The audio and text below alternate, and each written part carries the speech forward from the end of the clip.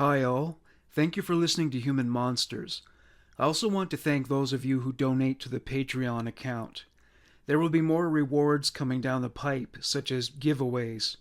From now on, every week, a winner will be drawn from the Patreon pool and will receive a psychic reading from me online. I am a card reader and astrologer, and I will do a reading for you online should your name be chosen. Once again, the Patreon link is www.patreon.com/leader1 www.patreon.com/leaderone. Thank you and enjoy the show.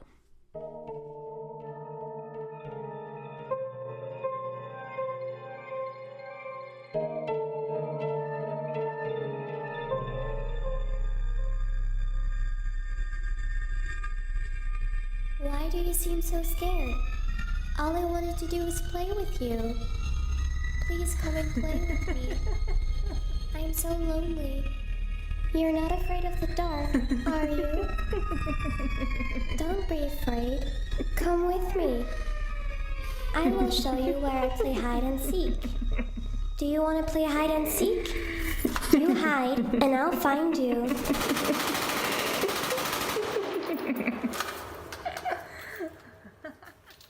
Welcome to Human Monsters. I originally recorded this episode in late 2020. Due to technical issues, I had to withdraw it from publication. I have re-recorded it and presented it with clarity. Enjoy. February 2nd, 2012. 18-year-old Samantha Koenig, a resident of Anchorage, Alaska, was reported missing.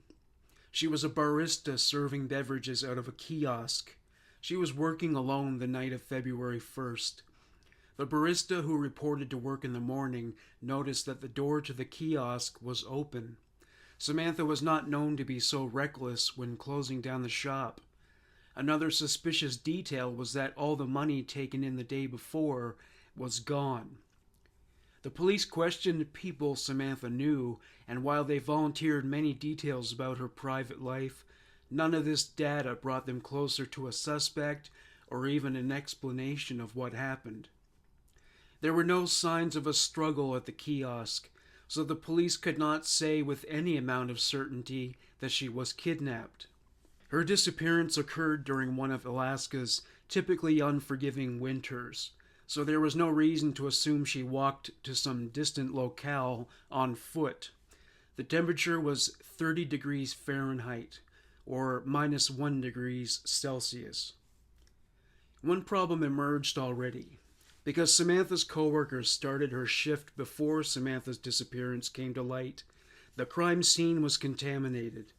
Customers had come and gone in the morning, so collecting DNA would be challenging, to say the least. Samantha's father was due to pick her up the night before. He called her cell phone several times, but received no answer.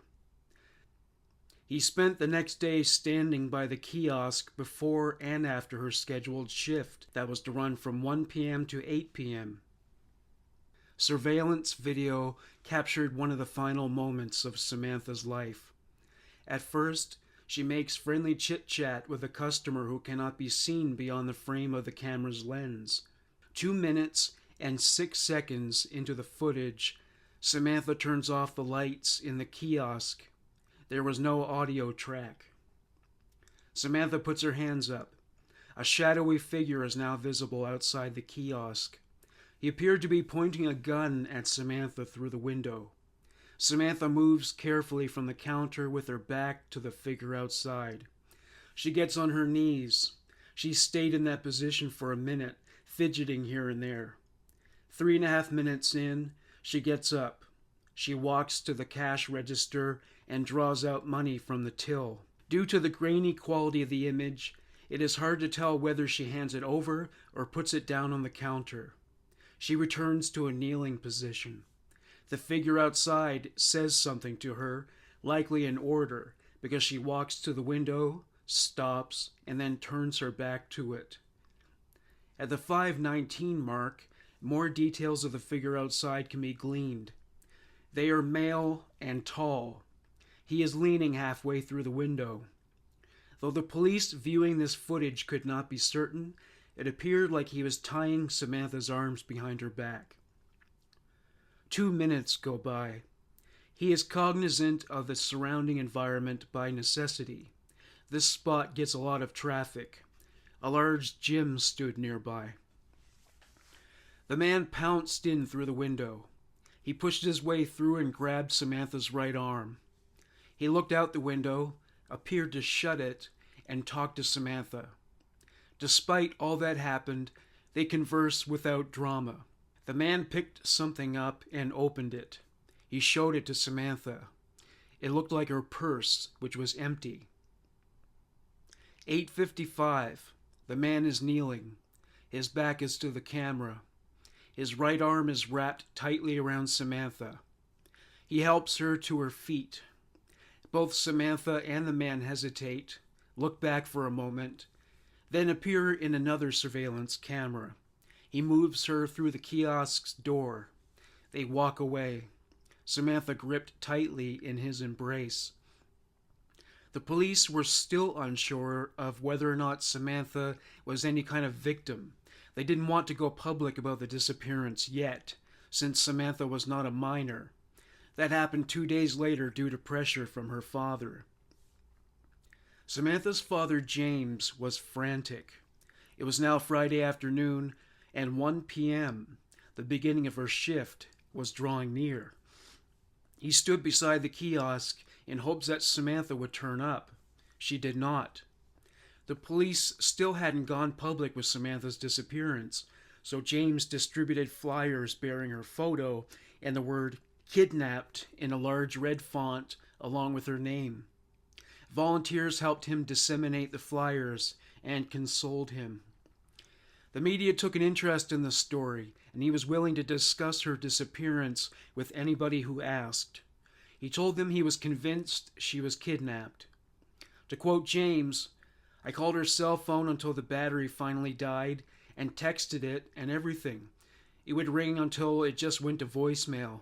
And then, noon yesterday, it just went to voicemail, straight out." James felt this was the best indication that she was missing. They often spoke and texted multiple times a day. Samantha's remembered as a kind girl who looked out for the underdog. She hoped to either work with animals, as a nurse, or enlist in the Navy. On Saturday, the police finally issued an all-points bulletin. Lieutenant David Parker was quoted as saying, "They left on foot. We know that much. But beyond that, her disappearance has become a complete mystery." Not only did this do nothing to allay everyone's fears, but it exacerbated the anxiety they were going through. The surveillance footage was released to the media as well. Detective Maureen Dahl interrogated James Koenig and Samantha's boyfriend Dwayne. Dwayne noted that he observed a masked man going through the pickup truck he and Samantha drove. He removed her driver's license from the truck. Both Dwayne and James were asked why they didn't report Samantha's disappearance right away. They said it was because they didn't think the police would act if less than 24 hours passed since she went missing. Dahl sent 2 officers to the men's home to interview them. Neither man was willing to let the officers in, which they deemed suspicious. James Koenig continued to pick up the slack for the police.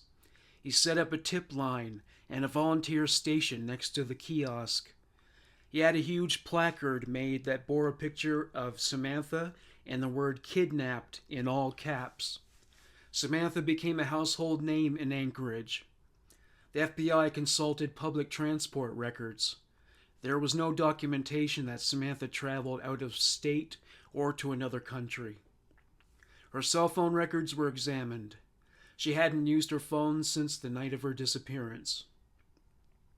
February 24th, 7:56 p.m.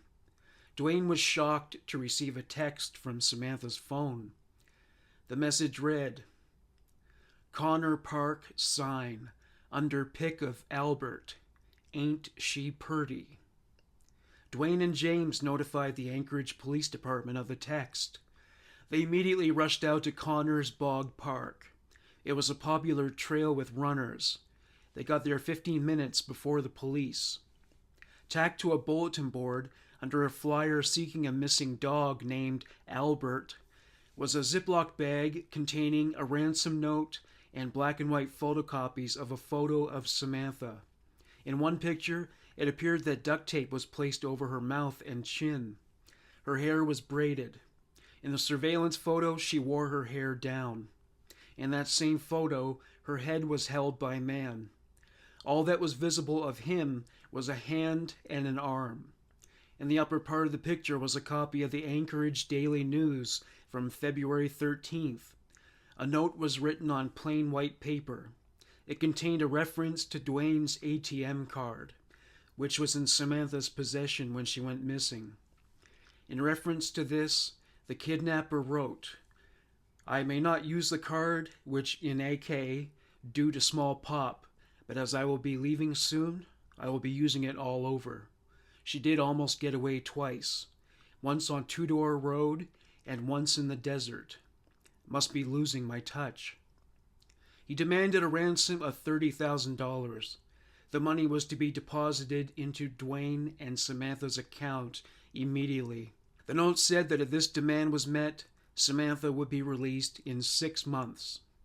Now the case was officially kidnapping, which is a federal offense in the United States. Due to this, the FBI took over the case from the Anchorage Police Department.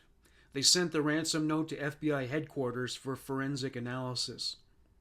The authorities consider the promise of releasing Samantha in 6 months, pending receipt of the ransom money, to be odd. This detail was not released publicly. It was something the feds had never heard of before. Everyone agreed that the ransom note required an immediate response. They all felt James should put the $30,000 in that bank account. What wasn't so obvious was what kind of communique they should send. They knew they would have to choose their words very carefully. They also had to find a way to lure the offender to their trap. James Koenig was reluctant to deposit the money. Investigators tried to persuade him to do so for 4 days. James was skeptical as to the veracity of the note. He suspected that it was just a fraudulent scheme to con him out of the reward money. James took to Facebook to appeal for donations to a reward fund. The posting went as follows: "If you would like to donate to the reward fund for the rescue of Samantha Tesla Koenig, you can do so by going to any Denali Federal Credit Union and use account number 135006, or I have also set up a PayPal account. Go to paypal.com and enter my email address, all lowercase. All proceeds go to the rescue efforts and reward to anyone that can return her home to me safely and unharmed." Detective Dahl became aware that James was spending some of the reward money on himself. Everybody in the city was talking about it. The Anchorage Daily News asked him about the rumor. He said, "I am having to resort to some of the funds to keep my home running." This likely did not endear him in the eyes of the community. He already had an unsavory reputation. It was rumored that he had ties to organized crime and biker gangs. He was also purported to be a drug dealer. After his odd behavior when Dahl sent officers to his home, she obtained a search warrant and his home was examined. A marijuana grow-op was found. A family friend contacted the Anchorage Police Department and said she'd spent a lot of time with James since Samantha's disappearance. She said he was obsessed with money, especially the reward money. He would go to the donation jar online multiple times a day to see how much had come in. She said, "Please check on this because something just isn't right." February 29th, 4:55 p.m. James Koenig called the APD. He informed them he deposited $5,000 of the reward money into Samantha's account. The FBI told him not to deposit the entire $30,000. Their feeling was that it would frustrate the kidnapper and push them to make contact. Withdrawals of $500 from ATMs were made at multiple locations and times. The police thought it was curious that the money was so quickly withdrawn after it was deposited. James was now suspect number 1. The surveillance video from February 1st was examined. The man who abducted Samantha was driving a white Chevrolet pickup truck. This discovery was bittersweet. They now knew which vehicle to look for. The bad news was that it was one of the most popular makes of truck in Alaska. March 7th, $400 was withdrawn using Samantha's debit card. This transaction occurred in Wilcox, Arizona, a month after Samantha's disappearance. Though it didn't say anything about Samantha's status, authorities at least got an impression of where the perpetrator was headed. The FBI got on the phone with the bank's branch manager. Surveillance video was viewed, and forensic specialists examined the scene for DNA. The suspect was wearing a hood, mask, and sunglasses at the time, so a description could not be ascertained beyond the level of describing his wardrobe. Another withdrawal was made from Samantha's debit card, this time in Lordsburg, New Mexico. Lordsburg is an hour's drive from Wilcox. The FBI put out a BOLO, or Be on the Lookout. They disseminated it to law enforcement officials in Los Angeles, San Diego, Phoenix, Albuquerque, and El Paso. At 2:35 a.m., another withdrawal was made from the Lordsburg ATM. The balance at this point was $3,598.91. The suspect withdrew another $80. This data was helpful, but the fact that the suspect was driving one of the most rented vehicles in the United States was not. In Texas, a white Ford Focus was spotted parked in front of a Quality Inn. 2 Texas Rangers who had received the BOLO went to the Quality Inn to have a look at the truck and its driver. There were female children's clothing in the back seat. The car had Texas license plates. The Rangers asked the hotel's manager about the guests staying there that evening. He showed them the guest list, but none of the occupants matched up with the profile of the suspect. There were other motels nearby, an added complication. The Rangers observed the Quality Inn from a distance. At one point, a man was observed looking down at the car from the upper floor. He then placed items in the car before departing. The Rangers followed the car once it drove off. They waited to come up with a valid reason to pull the driver over. After stopping at a red light, the driver of the Focus advanced 2 miles per hour above the speed limit. The Rangers activated their emergency lights and pulled him over. To their surprise, he pulled over to the parking lot of a cafe. Ranger Brian Henry walked over to the car. The driver was described as a white male in his mid-30s. He was alone. He wore black wraparound sunglasses.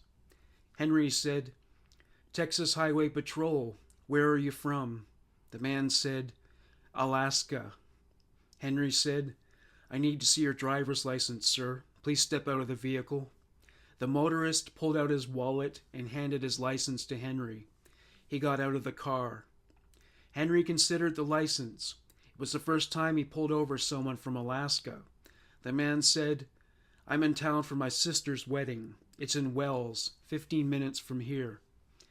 Henry looked at the license again. The name was Israel Keys, born January 7th, 1978. He lived in Anchorage at the time the license was issued. A knife was tucked into the man's front pants pocket. There was a second knife in the rear. He said, "Place the knives in your trunk." Henry got his colleague, Lieutenant Mickey Hadnot, to run a check on the license plate. There was no record of traffic violations. Henry approached the driver again. Israel Keys said, "What's this about?" Henry said, "We're looking into a kidnapping from Alaska." Keys said, "I've been mostly staying in Wells, but I stayed at the Quality Inn last night with my brother. I have 2 brothers in town for the wedding. They're both from Maine." Henry's training and experience taught him that when this many unsolicited details are provided, it's because the suspect is lying. Keyes was sweating profusely. It was spring and not an especially hot or humid day, so this struck Henry as unusual. Henry said, "How long have you been in Texas?" After a pause, Keyes said, "Last Thursday, the same day as the big rain." Henry said, "Did you fly down here or drive?" Keyes, "The only plane ticket I could get from Anchorage was to Las Vegas, so I flew to Vegas and then drove to Texas. Also, I flew into Vegas so I could take my daughter to see the Grand Canyon." Henry, "Where's your daughter now?" Keyes, "She's in town with my brother, in Wells. She's 10. Ranger Steve Rayburn pulled up. After a briefing by Henry, he approached Keyes. Keyes initiated the exchange. "Does this have anything to do with the officer who drove through my parking lot last night?" Rayburn hadn't heard anything about this. He ignored the question. Rayburn said, "Did you stay at the Quality Inn last night?" Keyes looked over at FBI agent Deb Ganaway. He looked back at Rayburn. Finally, Keyes said, "Yes, with my brother. The room's in his name. I've been in and out of there for the past 2 days." Rayburn looked past Keyes into the car. He spotted a pair of white sneakers under one of the seats.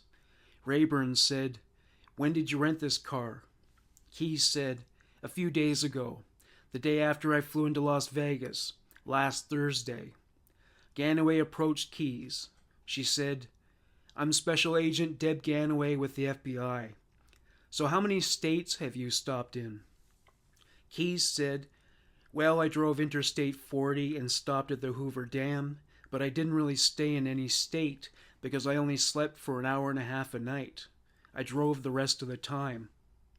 Ganaway, "Never stopped to get gas?" Keyes, "Oh yeah, of course, a few times." Ganaway, "How'd you pay for it?" Keyes paused for a moment. Keyes, "I don't know, probably cash." Ganaway, "How'd you pay for the gas?" Keyes, "Probably cash." Keyes was getting annoyed. Rayburn intervened. "Listen, it's easy enough to corroborate your story. Can we search your wallet?" Keyes, "You guys aren't searching anything. Am I under arrest?" FBI Special Agent Steve Payne was stationed in Anchorage and assigned the case as soon as the FBI took over. He received a call on his cell phone from a number he didn't recognize. When he answered, he heard, "I'm Special Agent Deb Ganaway with the Lufkin, Texas field office. We pulled a suspect in your case over for speeding. We have his driver's license. He's from Alaska. His name is Israel Keyes." Payne hadn't heard the name before, but he was all ears. "Okay, what's happening?" Ganaway, "We're asking him where he's going, why he's here. He said he rented a car in Vegas to drive down here to his sister's wedding." Payne, "What else?" Ganaway, "Well, from what we can see from outside, he's got a pair of white sneakers under the driver's seat. I also see a roll of rubber-banded cash in the passenger door pocket. There's red dye on it. And on the passenger seat, there are some maps with highlighting on them. He's being uncooperative. He's agitated and keeps asking why all these questions for a routine traffic stop. What do you want to do?" Payne, "I don't know. Maps and sneakers? It's not much."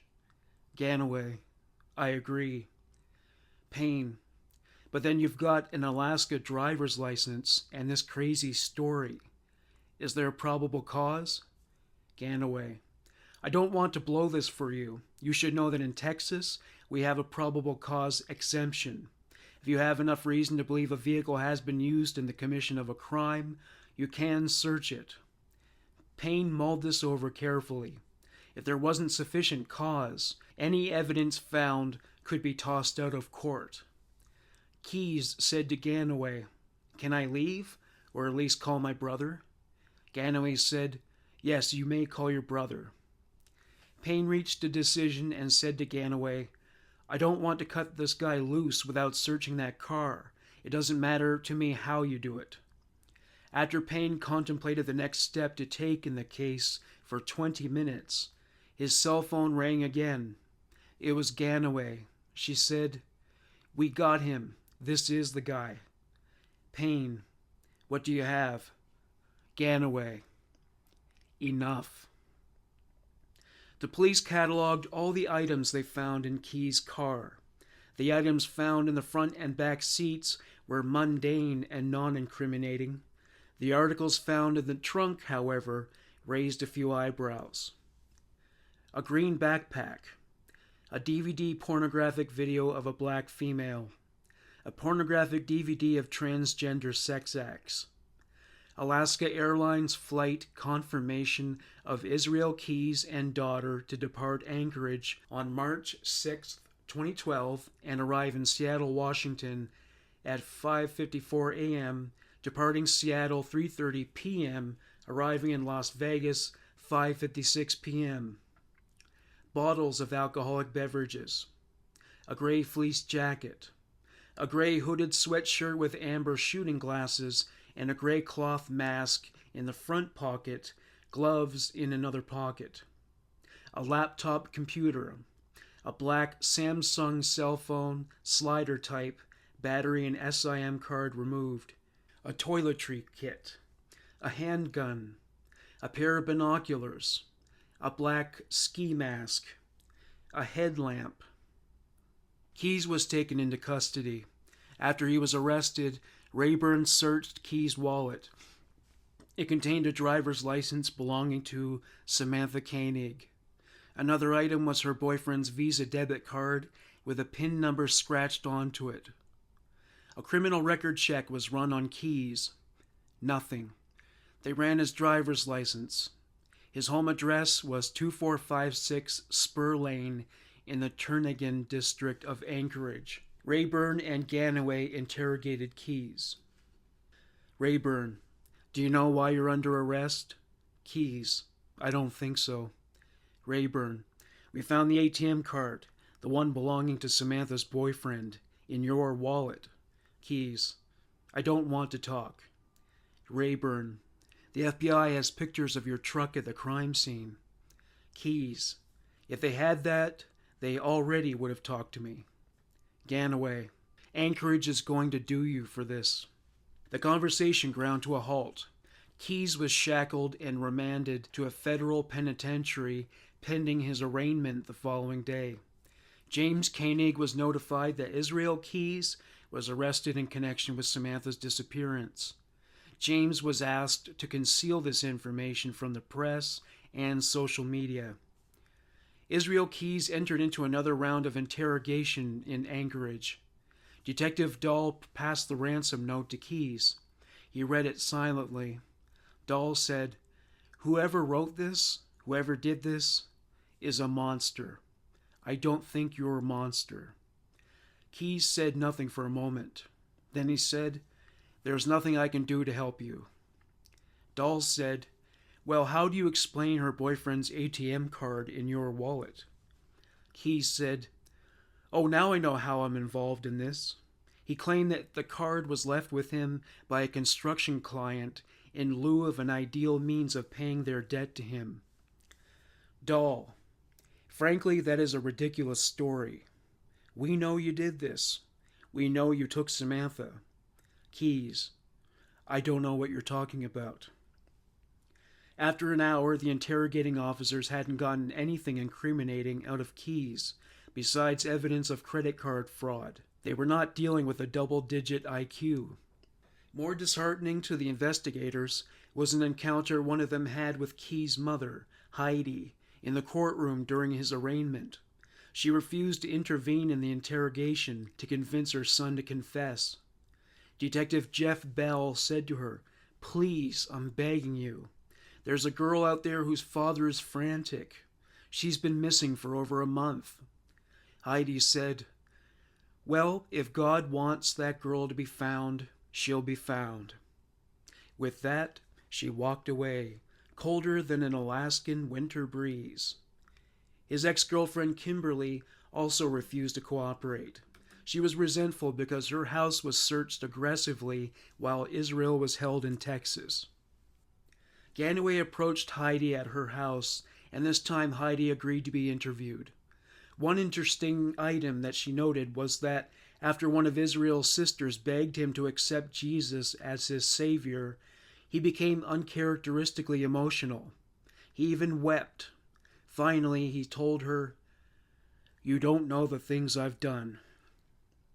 Heidi recalled a curious incident that occurred on February 13th when he and his daughter were visiting her in Dallas. The next day, he and his daughter were due to fly back to Anchorage. In the early morning hours, he snuck out of the house and left a note on his bed that read, "Gone to fix the window and find a place to hide my guns." Heidi didn't see this as incriminating. She assumed the window in question was on the car. As far as guns went, the entire family owned them, so it didn't concern her. Ganaway asked, "What happened after Israel left? When did he come back?" Heidi said he didn't come back that evening. This is a dialogue facilitated by a family group text to Israel. 8:05 a.m. "Izzy, we can take your guns too if you want. No problem." Israel responded 12 hours later. He said he was stuck in mud in the middle of nowhere. Someone in his family texted, "We want to get you if you have any idea where you are." He didn't respond. 8:52 p.m. His family texted him again. "We have four-wheel drive. If you give us an idea where you are, we'll come get you." The next day, Israel texted them and said he was parked near a shopping center in Cleburne, an hour's drive away. His family drove there to pick him up, but he was nowhere to be found. They even spent the night sleeping in their van, waiting for him. In the morning, they got a call from him. He was on the other side of the mall. When they tracked him down, they were dumbfounded by his condition. He was disheveled and incoherent. His rental car, a small blue Kia Soul, was splattered with mud. He had several excuses, claiming he ran out of gas. His credit cards were frozen. He had no cast. He hadn't eaten or slept in 2 days. This was not the Israel Keys they were accustomed to. He was normally calm, neat, and resourceful. He could build or fix anything. He could spend hours in the deep woods and never get lost. Something was wrong. They also hadn't seen him drink so much. March 30th. Agent Payne was notified that Keys now wanted to talk, but he had two conditions. The death penalty was to be eliminated as an option. The other was that he wanted all information given to the media to be severely curtailed. His reason for this was that he didn't want his daughter to hear anything about the case. A new interrogation was to take place at the U.S. Attorney's Office and be conducted by Kevin Feldis. Feldis and his deputy Frank Russo would lead the investigation. 5:48 p.m. The interrogation team sat down with Keys. Keys was reported as being expressionless and speaking with a flat affect, like the whole thing was an inconvenience. Keys appeared to be resentful and resigned about getting caught. Keys said he was only cooperating to make things easier on his family. After going through the events of February 1st, which included a denial of having even met Samantha Koenig, this exchange occurred. Feldis: "All right, where do you want to start?" Keys: Do you have pictures of the raid you did on my place?" Feldis: I do have some, not a lot of them." Keys: "Like?" Feldis: "Not a lot of them are printed off." Feldis asked Keys if he would prefer to tell the story in reverse order. Keys: Yeah, we can start." Russo: "Yeah, I don't know, for some context, you want to tell us, you know what happened with her?" Keys paused for a moment. He exhaled deeply. Keys: "Yeah, I don't know if I'm going to go into the whole story, like blow by blow." Feldus. Okay. Keys. Well, just let's just we'll just start with the end, and then we'll work backward. So, you pull up a map there of the Palmer area. On the laptop, the location of Matanuska States Lake was brought up. Keys told them he had been ice fishing the first few days of February, and that there would be proof of him having done so in the shed. Keys. Pieces of my ice fishing shack, which I mean I don't know if you guys probably have that stuff out of the shed. Feldus. Okay, that's the shack from your shed? Keys. Yeah. You probably don't have all the pieces to it, but, there was some pieces that I had behind the shed too. Feldus. Okay, I don't know what they took out of your shed, Israel. So that's why I'm gonna ask about it, because I haven't seen everything they took out of your shed just yet. So, Keys.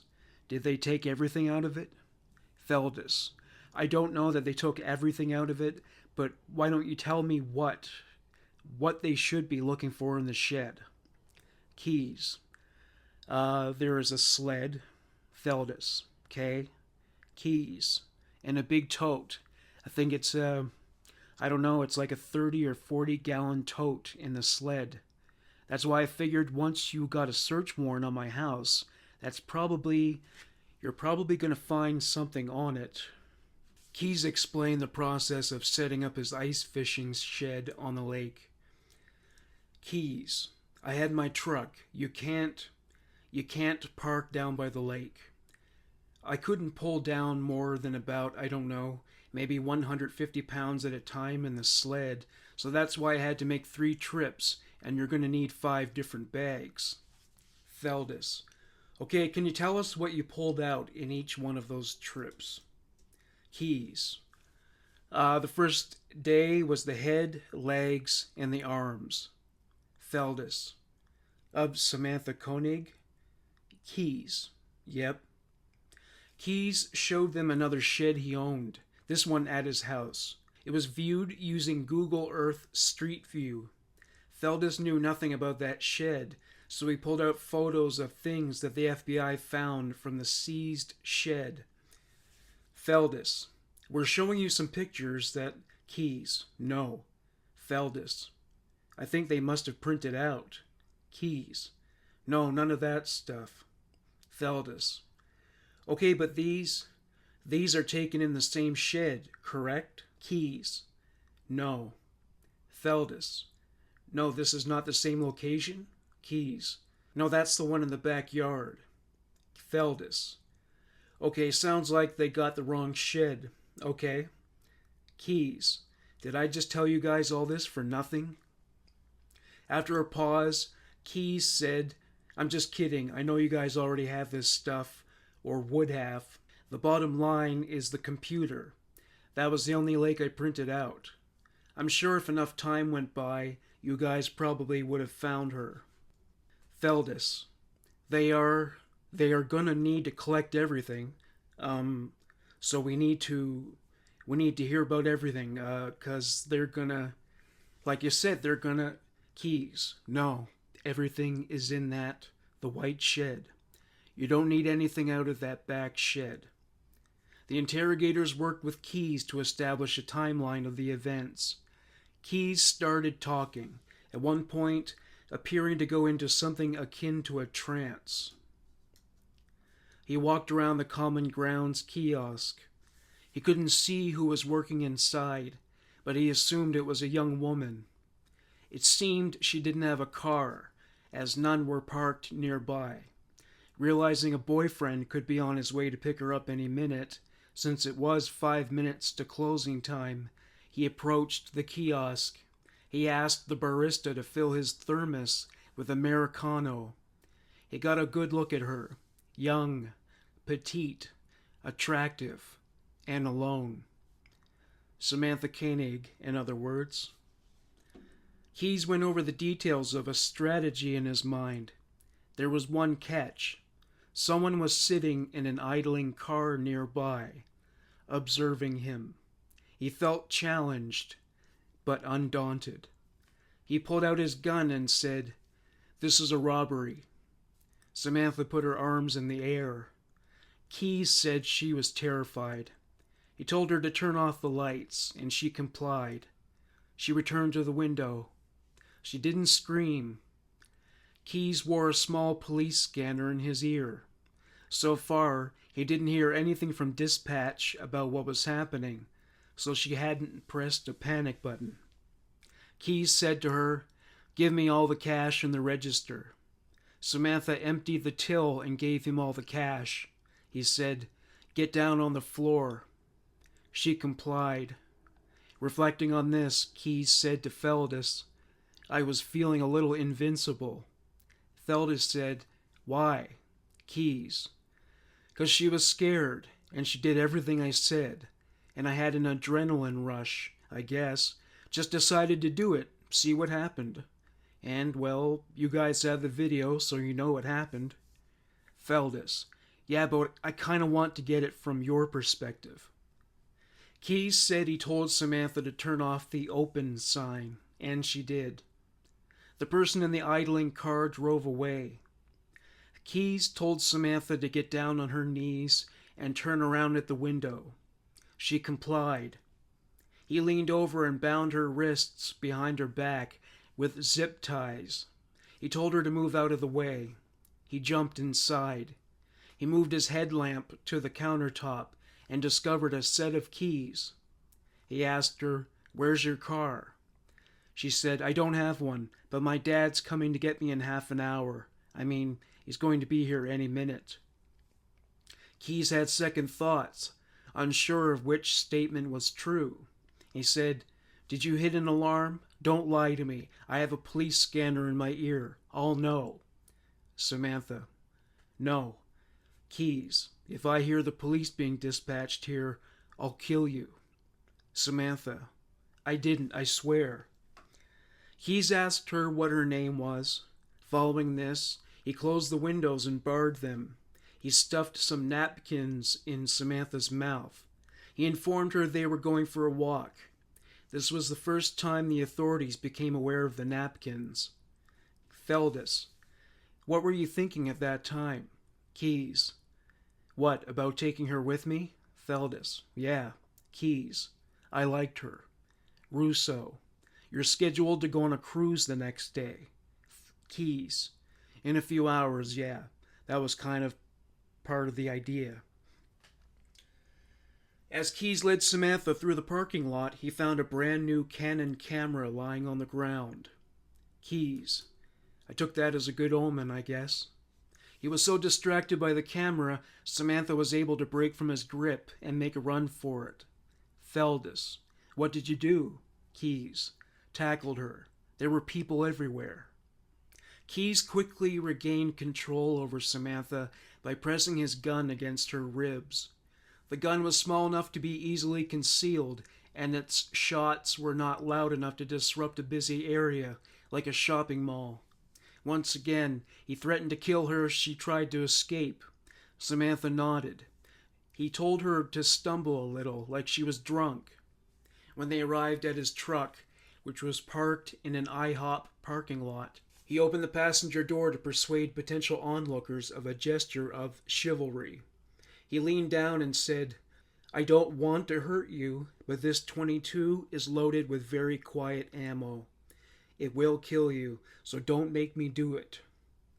Keyes cleared out the clutter from the passenger seat, and she got in. Feldis, "So, we saw in the video you're getting her into the car, into your truck, and then you walked around and you got into your truck, and you paused for a few seconds before you drove off." Keyes, "I was just telling her how it was going to work." Feldis, What did you tell her?" Keyes, "I asked her a lot of questions. She still had her hands behind her when I put her in the truck. I helped her into the truck, and I put the seatbelt around her, and I told her we were going to drive somewhere. She kept saying, 'Well, my family doesn't have any money.' I said, 'Oh, though the way this works is, they'll get the money, so you don't need to worry about that. I'm going to take care of all that, but you need to do what I say. After that, it seemed like the more I talked to her, the more I wasn't being mean or anything. I wasn't scaring her at that point. I was trying, to seem like a normal person. Keys departed from the parking lot. When they pulled up at a red light, a police cruiser happened to pull up beside them. Keys considered the risks. His scanner did not announce anything about a missing teenage girl. If the police pulled him over, he had his gun. The light turned green, and he drove on with Samantha at his side without incident. Keys. She didn't do anything, and then I turned left and drove. I had my cell phone off and had the battery out of it the whole time and drove to, I don't know the name of the park. It's the park actually not far from my house. Bell. Lynn Airy? Keys. Yeah, Lynn Airy. Did somebody tell you that? Bell. Did somebody tell me that? Keys. Yeah. Bell. No, Keys. I was just wondering if somebody saw us down there, because I was down there for a while. The lower park in Lynn Airy. Bell. Down by the baseball fields? Keys. Yep. Keys parked the truck near a public park. He noticed Samantha was trembling. He asked her, "Are you cold?" She said she was. He approached her and swiftly looped several zip ties around each other, forming a chain. He made a longer restraint as well. He ordered her to lay down in the back seat. He covered her in drop cloths. Keys got back in the driver's seat. He considered what he should do next. His daughter was likely asleep, though she was a night owl. It was getting close to 11 p.m. Keys. That's when I kind of realized I had a lot to do and not very much time to do it. He needed a phone to demand the ransom. He bought a burner phone at Walmart. When he arrived there, he saw a surprisingly large amount of cars parked there, despite the late hour. Walmart also had top-notch surveillance cameras, so he left. He drove them back to the kiosk, and he took her cell phone. He also took her keys. Keys drove on. At one point, Samantha informed him she needed to use the bathroom. Though it occurred to him that it could just be a ploy to try and escape, he also didn't want to risk having her DNA all over his truck. He pulled into Earthquake Park. He grabbed some rope from the truck's bed and tied it around her neck. He cut the binds to her seatbelt. He walked her out on the grass. There were no trees nearby for her to relieve herself discreetly. Keys recalled this moment. Keys. I let her out, and by that time, we were smoking cigars and stuff. Feldis. Who was smoking cigars? Keys. Both of us. We were sharing. Feldis. When was that? Keys. Well, it was about from the time of Lynn Airy on. She kept trying to talk to me, so I had to tell her to shut up a few times. But I was still being nice about it. So after Earthquake Park, we were out there a few minutes. There were other people out there. I realized my truck, the empty light had been on for, I don't know, I was like, boy, that would be great. Run out of gas in the middle of nowhere with all this going on. So yeah, it just pulled right into the Tesoro, had already changed. I kept changing jackets. I had the dark jacket, and I had my other jacket, just in case it ever came up. Keys sent text messages to people who had been calling Samantha, her boyfriend, and her boss. He did his best to convey that she was angry. Keys. And after that, I pulled the battery out of the phone. Bell. What's that do? Why did you do that? Keys. You can't track it as far as I know. Bell. Why not just shut it off? Keys. I'm paranoid. Keys drove them to his home. He waited before taking her out of the truck because people were out walking their dogs. Keys. I think I told her, don't try and sit up. Don't say anything. Just chill out back here and be quiet, and I'll talk to you in a minute. There's some stuff I gotta do. He got out of the truck and closed the door. The cab turned black. Nobody disturbed him, regardless of the fact that he started working on the truck so late at night. Keys, that rack is heavy. I think it weighs about 120 to 150 pounds. I screwed in some 2x4s on it so I could lift it from the middle and put it on there. Bolted that down. I don't know what time it was. It was getting late. Kimberly was still up. Belle. She really didn't hear you out there making all that racket putting the toolbox back on? Keys. No, she's pretty oblivious when it comes to what I do, so... Feldis. So what do you do after you get the rack back on? It's pretty late. Keys. Well, Keys acknowledged that he made a mistake. What was I thinking? Because the shed was already set up. I had 2 heaters going in there, and I had a big tarp, like a 9x12 tarp, laid out on the floor, and there was a radio in there and stuff, and so yeah, I guess it was probably between 1 and 2 a.m.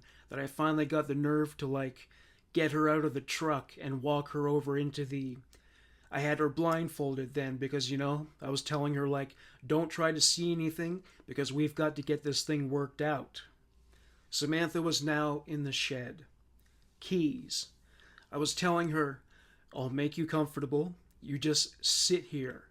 But I'm going to have this police scanner on me, so if I hear reports of screaming from this neighborhood or anything, any disturbance from over here, I'm going to be back here before the cops get here. Samantha didn't question this. He turned his radio up full blast, with heavy metal music drowning out any sound she could have made, including screams. Keys. She was very cooperative. She didn't seem like she was going to try anything. I gave her a 5-gallon bucket for her to pee in, and then dumped that out onto the trailer and then stuck it back in the shed so she'd have something to sit on, and then took a piece of rope and put it around her neck and screwed it to the wall on both sides. And I think changed her. I moved her hands so that they were in front of her so she could smoke and stuff. And yeah, just told her to chill out. Keys told her to give him her home address, as well as the location and description of the truck that belonged to her and Dwayne. Their ATM card, Samantha told Keys, was either in the glove compartment or tucked into a visor. He went back into the house and ran a search on Samantha's address on MapQuest. He checked on his daughter Kimberly. It was 2:30 a.m.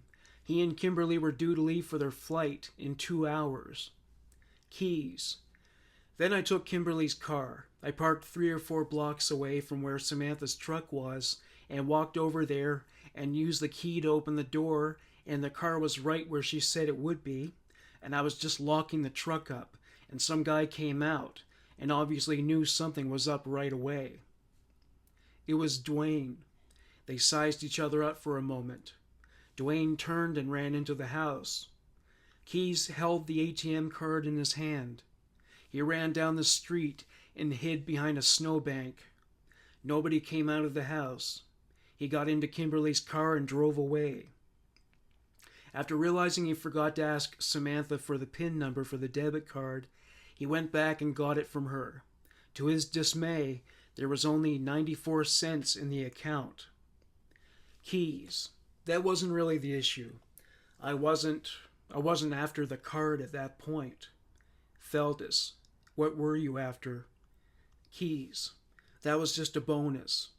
Feldis. Bonus to what? Keys. To the whole thing. If I could eventually get some money out of the card, then that was the plan. Feldis. It sounds like there was something more to the story. Keys. Oh yeah, there is a lot more to the story.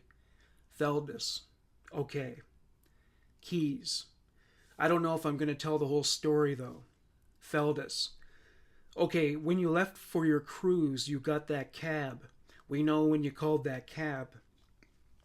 Keys called for a taxi to arrive at 5 a.m. sharp. He returned from the trip to the ATM at around 3 a.m. The agents wanted to know what he could have done to Samantha in the 2 hours he had to get himself and his daughter ready for the flight without his girlfriend noticing anything was amiss. Keys. Yeah, I was running late. He started laughing. Feldus. Where was where was Samantha when you left in the cab? Keys. She was in the shed. Feldus. Was she alive? Keys. Yeah, I might save that story for later. Feldus showed Keyes a proof of life photo from the security footage that was published in the Anchorage Daily News on February 13th, 2012. Feldus. She alive in this photo? Keyes. Nope. Feldus. Was she alive when you got back from your trip on the morning of February 18th? Keyes. Nope. Feldus. Was she alive when you left? Keyes. That would seem like an obvious question. Feldus. So she was alive? Keyes. Huh? Feldus. She was alive? Keyes. When I left? No. Feldus. Okay, but what did you do to her? Keyes. I'll tell that whole story, but I might not tell it right now. Russo. Is there a reason you don't want to tell it now? Keyes. Yeah. Russo. Can you tell us what that is? Keyes. I already know who I want to tell that story to. Feldus. Who's that? Keyes. What's her name? Miki, the lead detective. Bell. Why do you want to specifically tell her? Keyes. Because that's the way I am. Feldus. That's fine. We understand you're not going to tell us everything. But the one thing I do need to know before I leave here today is how you killed her. Keyes. Why? Feldus. Well, that's one of the things we agreed on, right? Keyes. No, I mean, it doesn't really matter how it happened. I'm saying that yes, I was responsible, and yes, I told you where she is. Feldus. Okay, so you are responsible for what? I need you to tell me. Keyes. For her being deceased at this moment, yes. Feldus. So you killed her. Keyes. Yes. Bell. So you gonna so you want to tell Miki, Detective Dahl. Keyes. I'll tell her the rest of the details if you want to know. If you want to know all of them. Bell. In other words, what you did to her besides just killing her. Keyes. I'll tell you everything you want to know. I'll give it blow by blow if you want. Feldus. Well, can you give us a little idea of what it is you want to tell her about? Keyes. Why? No. Russo. You want to just tell us the manner of death without giving us any details? Keyes. No. Keyes had other demands, and he wasn't shy about listing them. He didn't want his girlfriend's house searched again. The investigators had to get his permission to search it. He said that maybe he would allow them to. He also did not want them to question Kimberly ever for any reason. Whether they believed him or not, she had nothing to do with the crime, and he was inflexible about this. Keyes, I don't want to hear about your questioning her again. You know, like I say, obviously you have no reason to trust me, but I can tell you right now, there is no one who knows me, or who has ever known me, who knows anything about me really. I'm two different people, basically.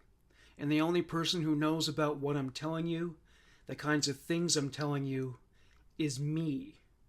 Russo. How long have you been two different people? Keyes. A long time. 14 years.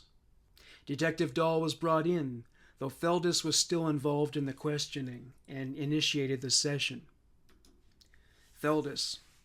Is there a place you'd like to begin, or is there... Keyes. Well, you're gonna get the abridged version. Feldus. Okay, what does that mean?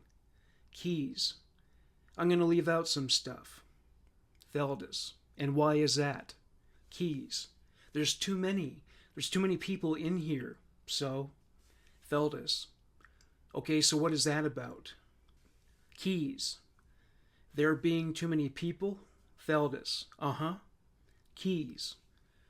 Some of the stuff is very personal to me. Theldis. Sure, understand. Keys. And, yeah, hard to describe. But I don't feel comfortable telling it to a lot of people. So it's up to you, Theldis. Well, why don't we do this? Since we don't know where we're headed. I don't know where we're headed, Israel. Only you know that, right? So let's start and see where we end up, okay?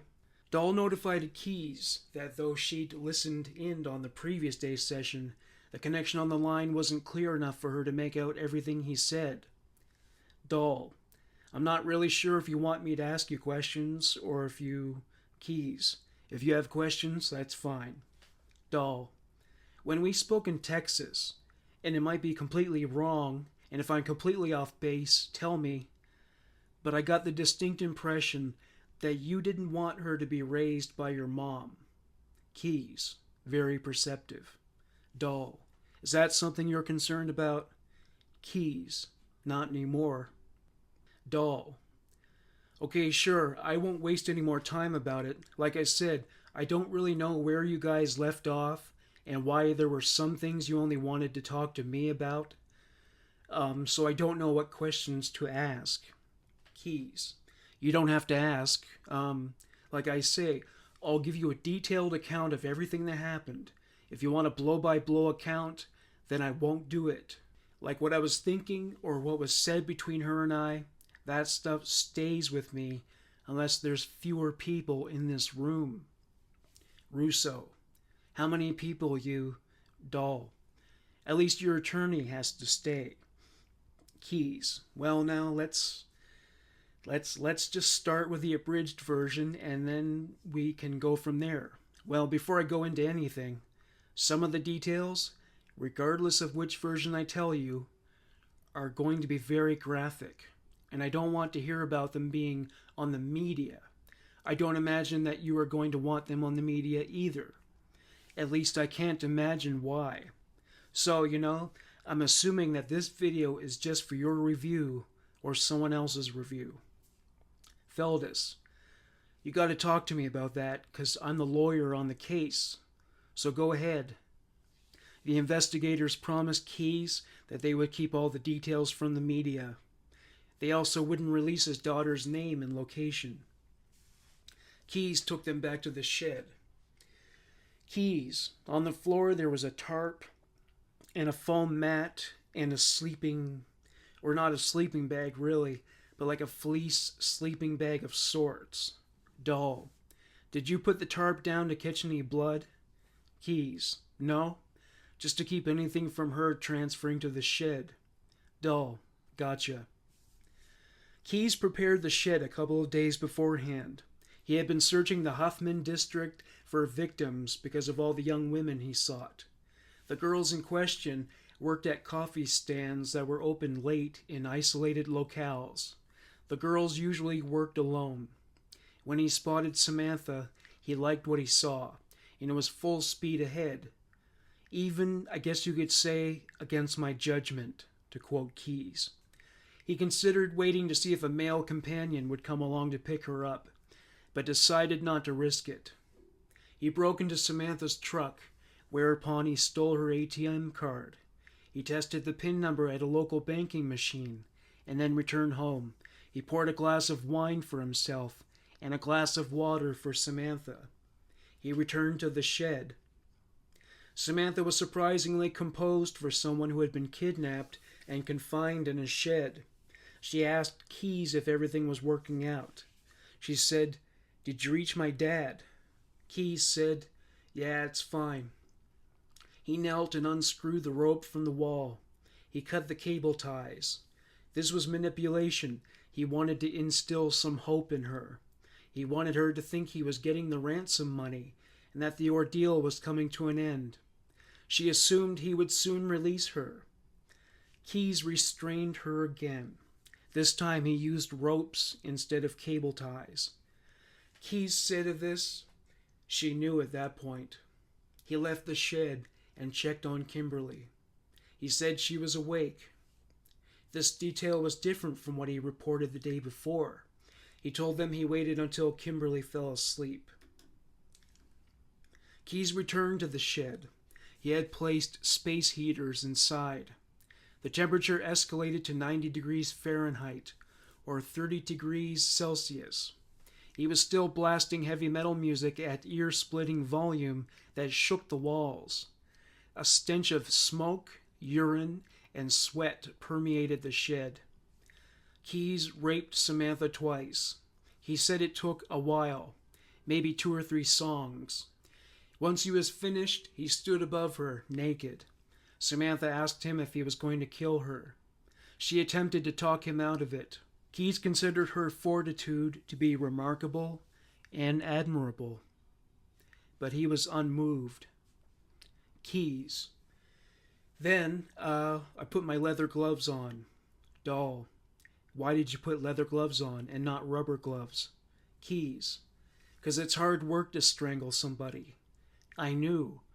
I knew from the minute she walked out of that coffee stand. She wasn't gonna live. She never made a sound. Doll. How long did it take her to die? Keyes. It was taking... it's hard to tell when... It was taking a while. I remember thinking, I still have to shower. Anyway, I'm not gonna tell all that part, but Doll. Why? Keyes. I stabbed her once, right below her right shoulder blade in her back, and it wasn't going very deep. I'm not going to go into that, but anyway, I didn't really stab her to make her die faster or anything. It was something else, but, I took... Doll. Did you stab her because you were still attracted to her? Keyes. No, I'm not going to go into that. I finished my wine and put my pants on and went back into the house and took a shower. Keyes woke his daughter. As she got ready, Keyes returned to the shed. He left the space heaters on to decelerate the process of rigor mortis. He rolled Samantha's body in a tarp, opened his lower cabinets, and hid her remains. He turned off the heaters, double-locked the shed's door, and called a taxi. Feldis. What was your plan? You were getting on a plane, and her body was in your shed. What were you thinking? Keyes. I was thinking it was 20 degrees outside, and I didn't have anything to worry about. Feldis. Were you worried about getting caught? Keyes. No. Feldis. Why not? Keyes. Partly because it's Anchorage. I'd been listening to the police scanner a lot recently, and it just kind of felt like by the time anybody figured out what had actually happened, the trail would already be cold. And even if they had pictures of my truck, they wouldn't know whose truck it was. They wouldn't have tire tracks. They wouldn't have forensic evidence. They wouldn't have shoe prints. They certainly wouldn't have fingerprints or DNA or anything, so I didn't worry about it. The investigators knew Keyes was right, and it painted an embarrassing portrait of the Anchorage Police Department. James Koenig, who knew little about the arrest, aside from the fact that the FBI had a suspect in custody, posted the following message on Facebook. Now that it's getting warmer and the snow's melting, please keep your eyes open for anything that might be out of place. Check your surroundings. You just never know where that one lead might come from to bring our Samantha home.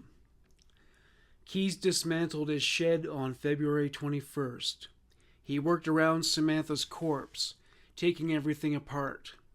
Cabinets, shelving, lights. He even chopped the structure up into firewood. He rolled Samantha's body, which was triple cocooned into a foam mat, sleeping bag, and tarp, out of the cabinet and onto a piece of Visqueen, a brand of polyethylene plastic sheeting. He said the sleeping bag she had been placed on was pretty much soaked with blood. This was a contradiction of an earlier statement when he said the stab wound was minimal. Keyes took all the materials Samantha was wrapped in, cut them all up, and tossed every piece into a double-layer contractor bag. The clothes and shoes he wore that night would be burned or dropped off at landfill. He went through Samantha's purse and riffled through it. He tossed aside most items except her cell phone and a small amount of change. He put the coins with his own inside a jar in his house. He was asked why he bothered to do that. Keys. I was probably really paranoid, but I was thinking like technically there could be some of her DNA on that. So, doll, did you braid her hair? Keys. Not right away. After his daughter returned from school, did her homework, had dinner, and went to bed, Keys built a fire in the living room's fireplace. It was now between 1 a.m. and 2 a.m., the early hours of February 22nd. He burned the tarp and everything else with which Samantha had made contact. Keys returned to the shed. He took a large piece of plastic and tacked it all along the floor and walls.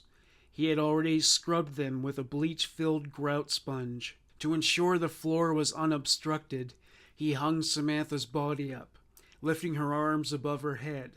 He tied rope around her wrists and screwed the rope into the wall. Doll. What happened next? Keys. Well, this is where you get the abridged version. Let's just say I thawed her out and had a table made in the shed at that point. Doll. After you thawed her out, was she not rigid? Keys. No, she was very floppy. Feldus. What'd you do? Keys. Sighs. Well, I wouldn't tell you this part except you're going to find out anyways, so... Feldus. Why wouldn't you tell us? If we're gonna... Keys. I told you the stuff is... Feldus. Find out. Keys. Private. There's too many people in here. But, I had sex with her. Her corpse. And, she was warm, and I guess I lost track of time. It was now morning, and his daughter came looking for him. She knocked on the shed's door. Keys. I said, I'll be out in a minute. Go back inside and eat your breakfast. And, 'cause she was, at that point, anytime I opened the door, she was like right there. He laughed softly in his recollection of this. Keys cleaned himself up and got his daughter ready for school. He left Samantha's body in the shed all day. After Kimberly was gone, he ran through all the items on a checklist he made. There were many tasks left to complete, one of which was writing the ransom note. Keys picked up his daughter from school in the afternoon and took her to a Target store. He bought a Polaroid camera.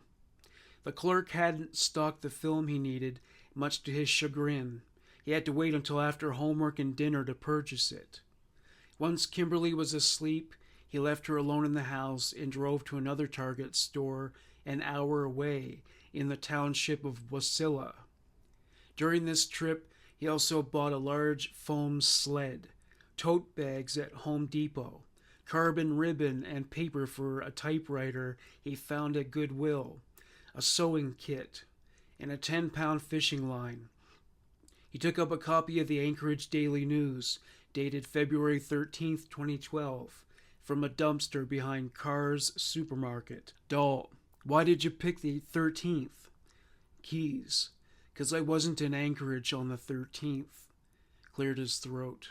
And yeah, so once I had all that stuff, I really can't remember, but I know it took me all night to do it. Doll. To do what? Keys. All night. To get the makeup done.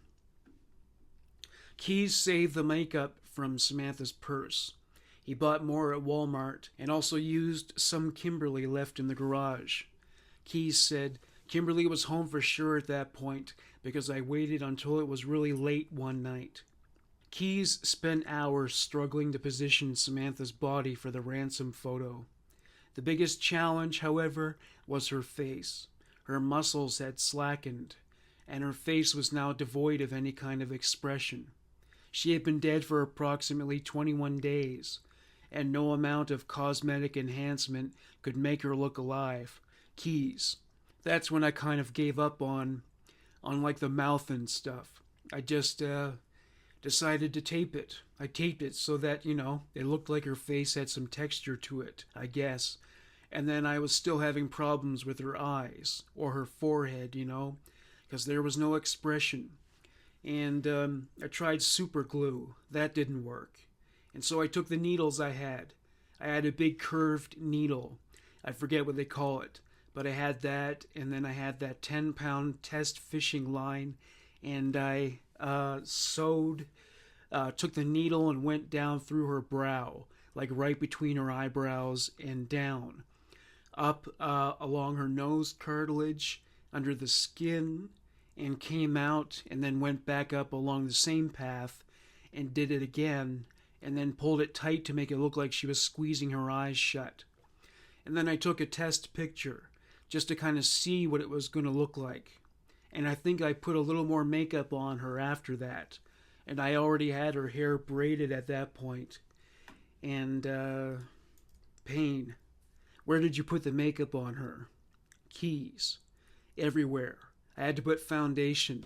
Like every part you see in that picture has foundation on it. 2 or 3 different kinds. Pain. Why did you do that? Keys. Well, she didn't look good. I mean, her skin, you could see it, start to see the blood under the skin, and, she was still in good shape, but, she definitely didn't look alive. Key said it took 3 to 5 hours to do the makeup. Then he began testing the photography, which was also more complicated and time-consuming than he'd anticipated. He needed to hold Samantha's head up. Keys.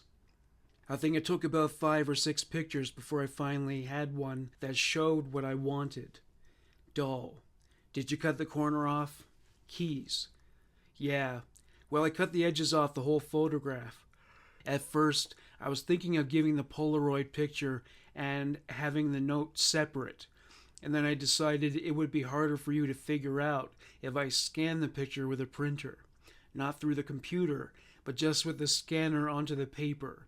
And that way you probably wouldn't know for sure that it was a Polaroid. So yeah, that's what I did. Doll. Did you cut the corner off because it showed the mark on your arm? Keys.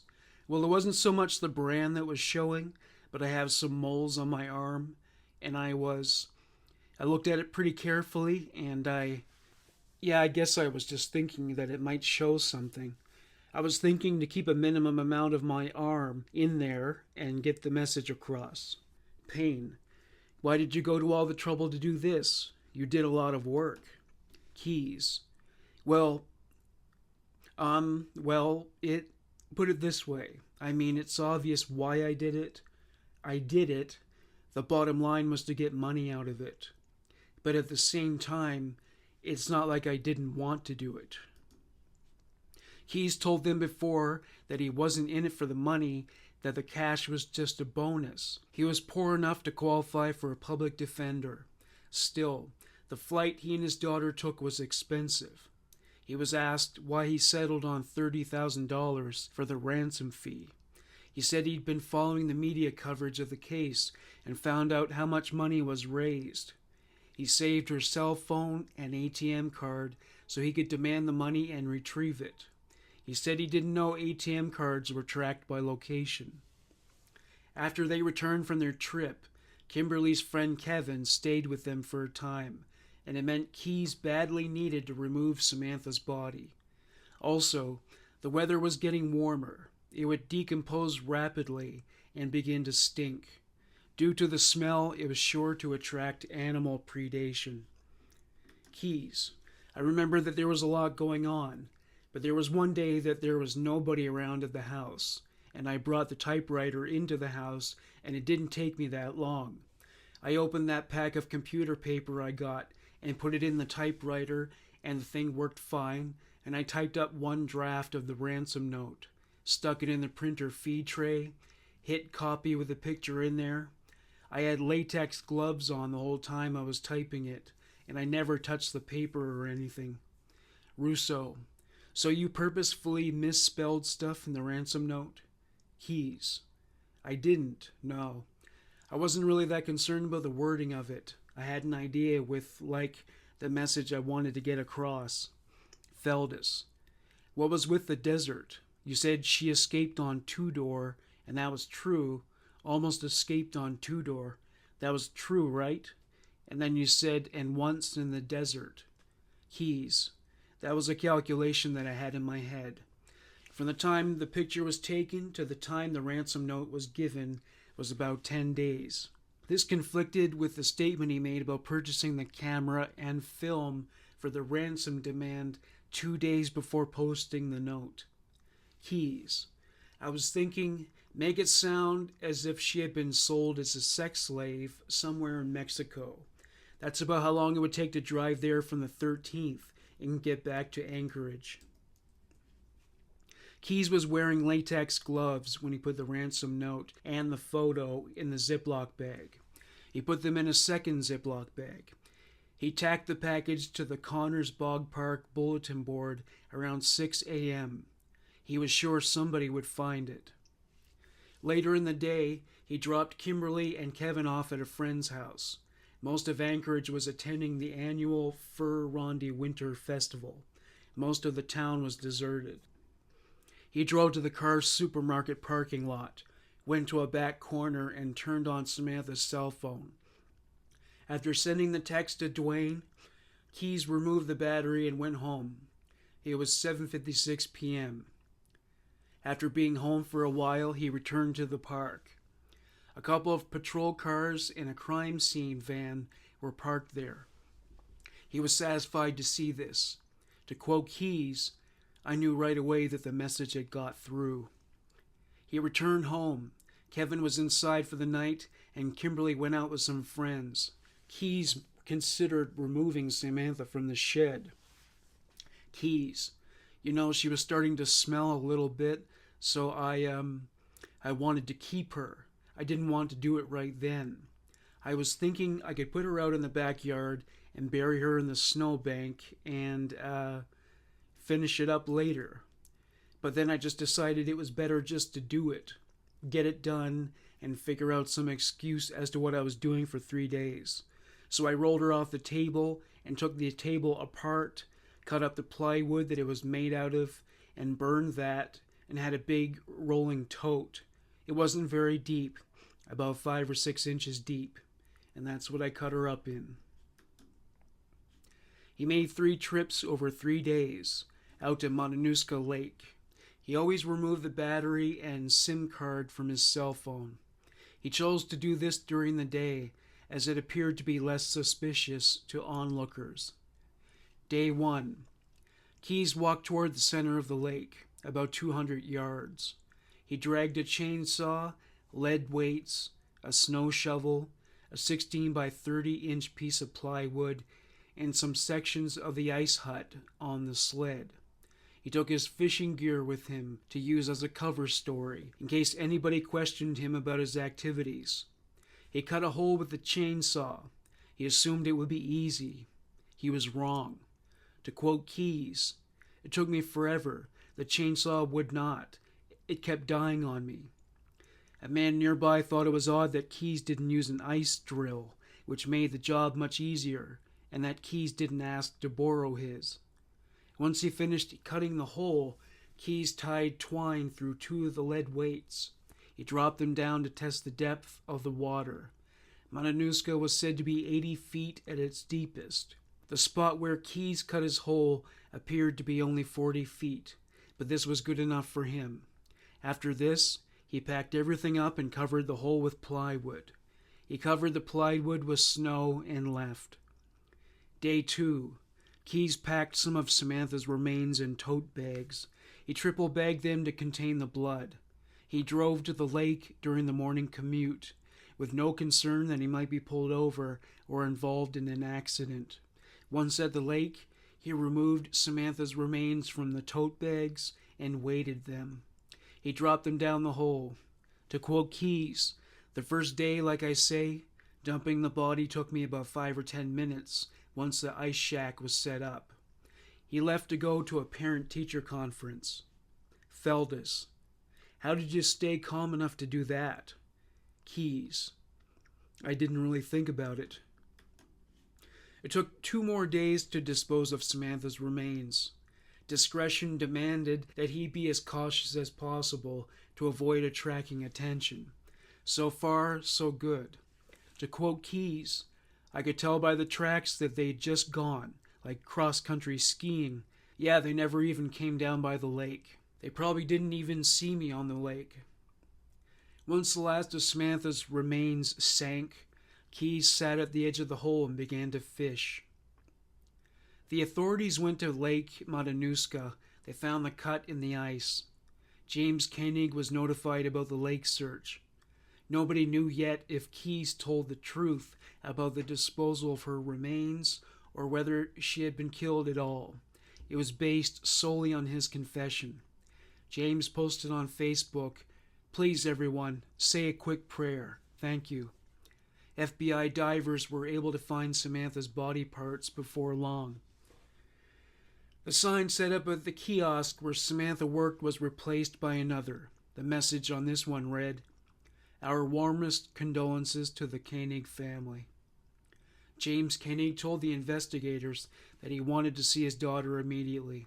He was told he was better off not seeing Samantha as she was. The investigation was far from over. To quote Keys, "I've got lots more stories to tell." Keys's clients were questioned. Most of them had nothing but good things to say about the quality of his work ethic, and his disposition. There was one exception, however. Heather Andrews said she caught him giving her a look that leveled her. She was seriously afraid for a moment, but then disregarded it, as he did nothing to hurt her. A week before Samantha's disappearance, Keys was absent from work. He wouldn't return Heather's calls. She went to his house and knocked on the door for a few minutes. He finally answered around 9 a.m. She smelled alcohol on his breath. He was disheveled and hollow-eyed. She had never seen him like this. She expressed concern and asked if she could help in any way. He said it was just the Alaskan winters, that they got him down. She believed him.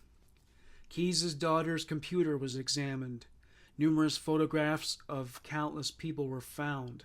Many of them had been featured in missing persons posters. Some looked like sex workers or drug addicts. Keys promised investigators more information, but only the conditions he laid out were met. He reassured them, "Like I say, I'm happy to help, but it's on my terms." He was asked how he felt about the media coverage. Keys was dismissive. "I know it's inevitable. I'm not in this for the glory. I'm not trying to be on TV." With the promise of more information, the investigators suspected they were dealing with a serial killer. April 5th. Payne and Dahl visited Keys at the Anchorage Correctional Complex to gather more information. This time he gave them some leverage. He needed their assistance. He wasn't able to fire his lawyer as he had hoped. He told them he had time-sensitive information for them, but he wanted to know what they were willing to do for him. The FBI told him he could only talk about other victims if he represented himself. April 6th, another interrogation. Feldus notified Keys that the FBI wouldn't be able to control what happens if other bodies linked to him were found in other parts of the country. Local authorities and media would not accept his conditions. He would have no power over them whatsoever. Keys was skeptical. "They won't find enough." Feldus said, I don't know that. I'm not bluffing you." He showed Keys maps he made based on Keys' travel records. "Keys, here's the deal. I know what you have, because I know you have the computer. I'm only going to give you the dots that I know you're going to eventually connect. And frankly, if I hadn't been picked up in Texas, that computer would be in the landfill right now. So I'm telling you, I'm not going to talk about those things unless I know that I'm going to get what I want. Feldus, tell me what you want. I don't know what you want. Keys, I want an execution date." This after he refused to cooperate if the death penalty were introduced as an option. Feldus. For you, Keys. Yes, I want this whole thing wrapped up and over with as soon as possible. I mean, I can end up in federal supermax prison somewhere for the rest of my life. Which is what? If my attorney had his way, that's where he wants me to go. And that's not what I want. I want this whole thing done in a year. From today, start to finish, basically. I'll tell you about everything. I'll give you... Plead guilty to whatever. I'll give you every single gory detail you want. But that's what I want. I want my kid to have a chance to grow up. She's in a safe place now. She's not going to see any of this. I want her to have a chance to grow up and not have all this hanging over her head. If I end up in prison for who knows how many years, 10 years, 20 years down the road, I know how this works. You're going to keep looking. You're going to keep going back. And I don't want news about me. And frankly, I already talked to my attorney about this. There's no Feldus. Don't tell me. Keys. There's no jury in the world or in America that if I went to trial and got convicted, there's no jury in the U.S. that would not vote for the death penalty. I already know that. Feldus. I can help you with that. Give me something to start with. Keys. You already have something to start with. Feldus. You give me a body, let's move on that. Keys. Like I said, there's only so many cards I'm going to play. Feldus. Hold most of them back, Israel. Hold most of them back. Give me something that I'm going to find anyway. Don't let this take years and years. Keys. It's not going to. Pain. There's a firestorm coming, Israel. Bosses get nervous. They'll get out their FBI playbook. And I can tell you that there is one.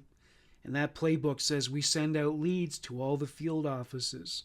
And they go and interview people. And they put pictures in the media. And it takes on a life of its own.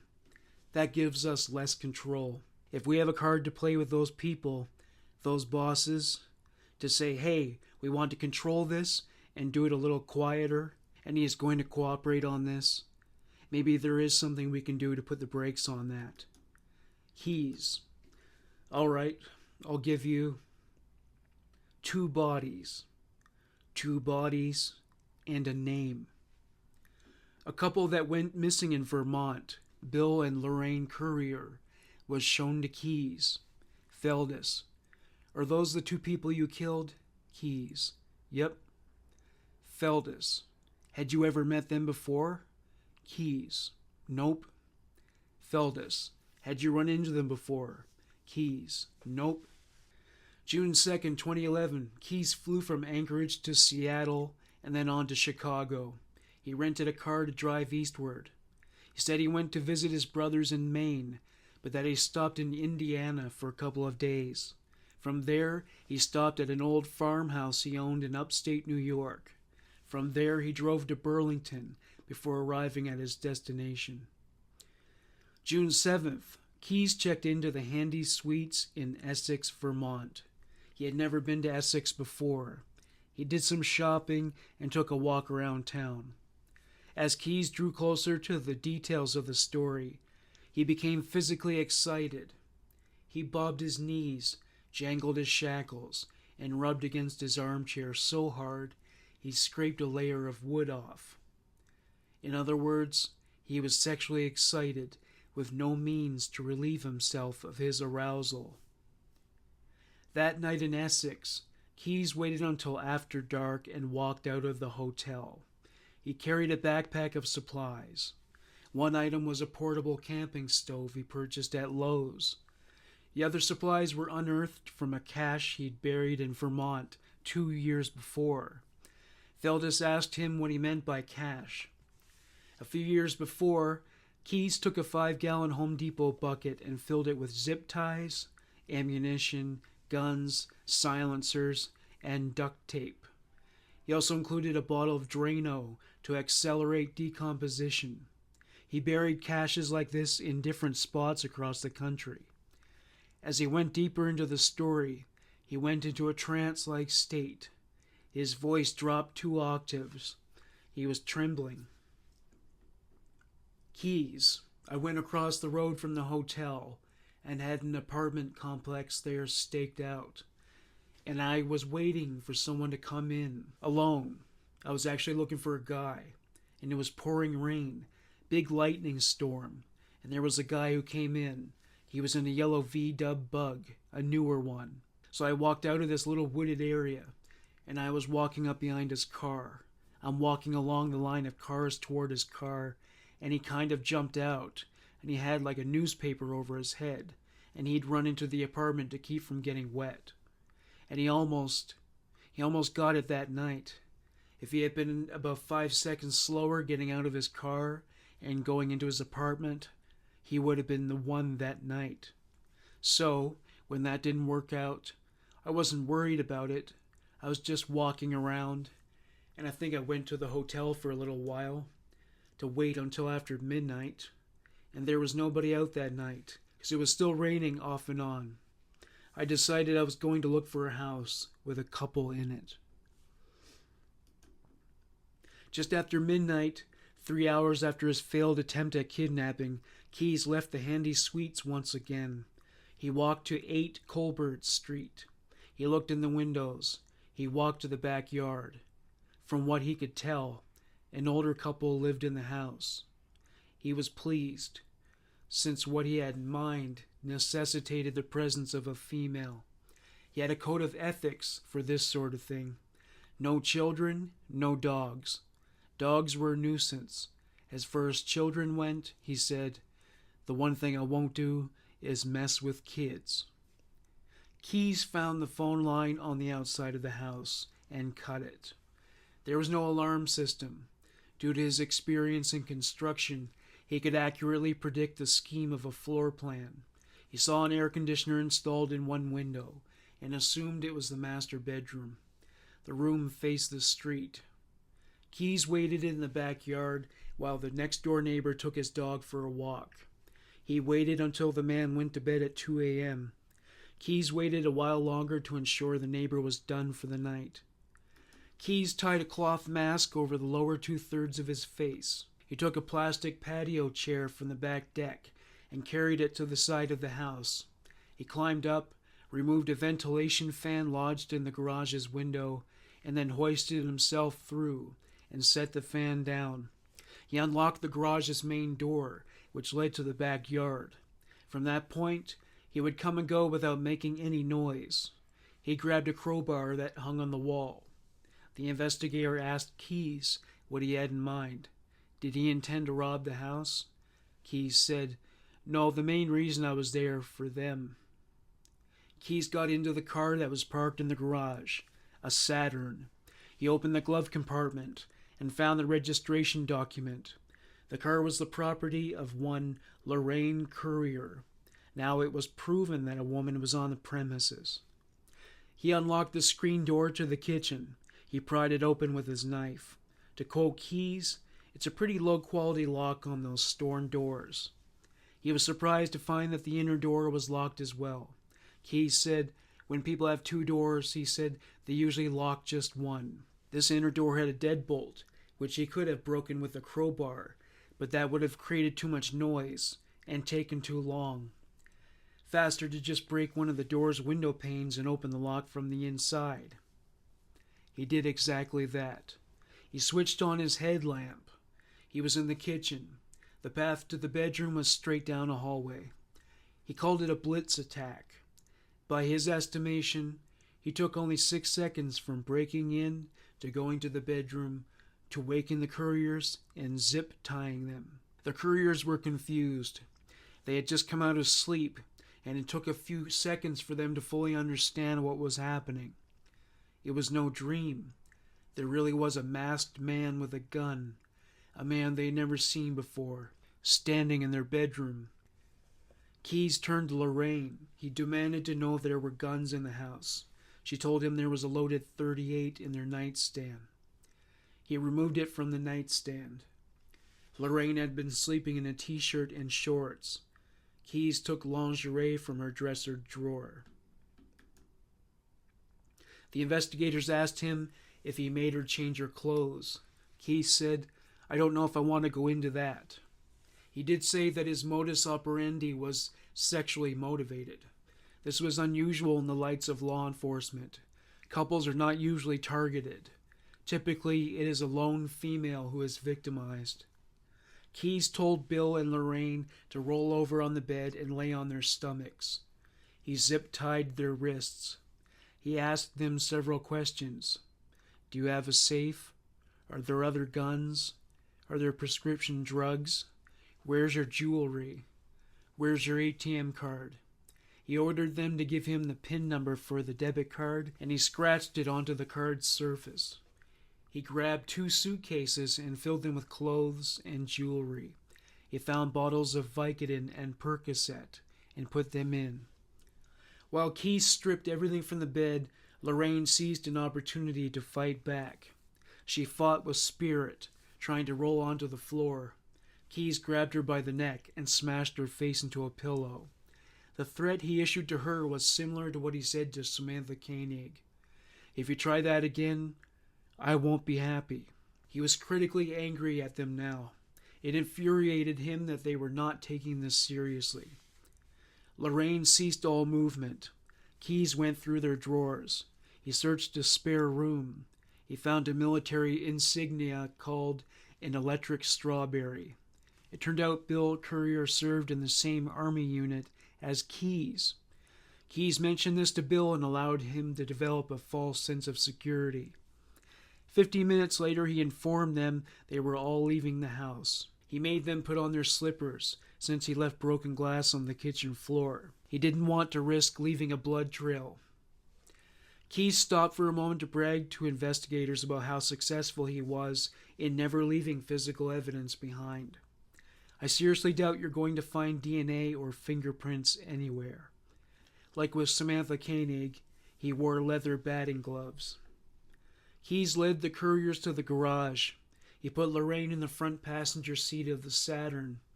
She was still zip-tied. He belted her in. He put Bill in the back passenger seat and restrained him in the same way. He put the garage's ventilator fan back in the window and put the crowbar on the hook. Keys got in the driver's seat. He pulled the car out of the garage. The couriers begged Keys to let Bill get access to his medicine. They had no money, and they hadn't seen his face. They told him that if he let them go, he could have the car and the cash they found, everything he wanted, and they wouldn't tell anybody. Keys told them, "Oh, don't worry. This is just a kidnapping for ransom. I'm bringing you to a drop house. Other people will take it from there. You'll be fine." Inside Keys's backpack was a pan, bottles of water, 50 feet of coiled nylon rope, duct tape, latex gloves, and the small propane stove. 4 a.m., Keys drove the couriers to an abandoned farmhouse. It was empty. A for sale sign was posted out front. As Keys said to the investigators, "I always stop at empty houses, especially if they have for sale signs." Keys took Bill to the basement's outdoor entrance. He took him down the stairs and tied him to a stool. Keys left and went back outside. Lorraine had gotten out of the car and was standing. When she saw Keys, she ran as fast as she could toward the road. Keys caught up to her and had tackled her. He dragged her back to the house. He pushed her up the stairs and into a bedroom. Her escape attempt left him apoplectic. He strapped Lorraine's arms and legs to the bed with duct tape. He wrapped a rope around her neck and under the mattress. He did it with a compound knot. She resisted the entire time, but did not prevail. Bill shouted from the basement, "Where's my wife? Where's my wife?" Keys checked the knots. They were secure. He took up his knife, his .40 caliber revolver, and his bottle of water. He returned to the basement. The investigators asked him why he took the water bottle. He said, "I'm not sure I want to get into that." When Keys arrived in the basement, he found Bill partially free. The stool was broken into pieces. The only light in the room came from Keys' headlamp. Bill was thrashing around. Bill said, "Why are you doing this? You don't need to do this. Just leave and we'll never tell. You haven't done anything that bad yet. Why not just go?" Keyes was enraged by this. Bill was disrupting his plan and resisting confinement. He even managed to shove Keyes around. To quote Keyes, "When things got physical, that pissed me off, because there's a very specific way I want things done, very specific way I want things to happen, and I have the whole thing planned out. I have everything I need to do it." He was asked about his plans for Bill. "I'm not going to say what I was going to do to him. And so, when somebody messes up that plan, it kind of surprised even me that I lost control that way." Keyes hit Bill with a shovel. Bill didn't go down. Keyes hit him one more time and he went down to the floor. Keyes dashed upstairs. The propane stove had been ignited and it fell through a hole in the bedroom floor. The wood of the house was very old, dry, and brittle. He retrieved it from the living room and went back upstairs. He considered his options. If he shot Bill with the .40 caliber, it would make too much noise. His .22 had a silencer. He grabbed it and went back down to the basement. Bill was back on his feet and shouting. Keyes fired, saying it was like a reflex. He shot Bill in the arms, head, neck, and chest. Remarkably, Bill was still standing. Keyes had never seen such resilience. It was not to last. Bill drew his last breath. He fell to the floor. His eyes closed.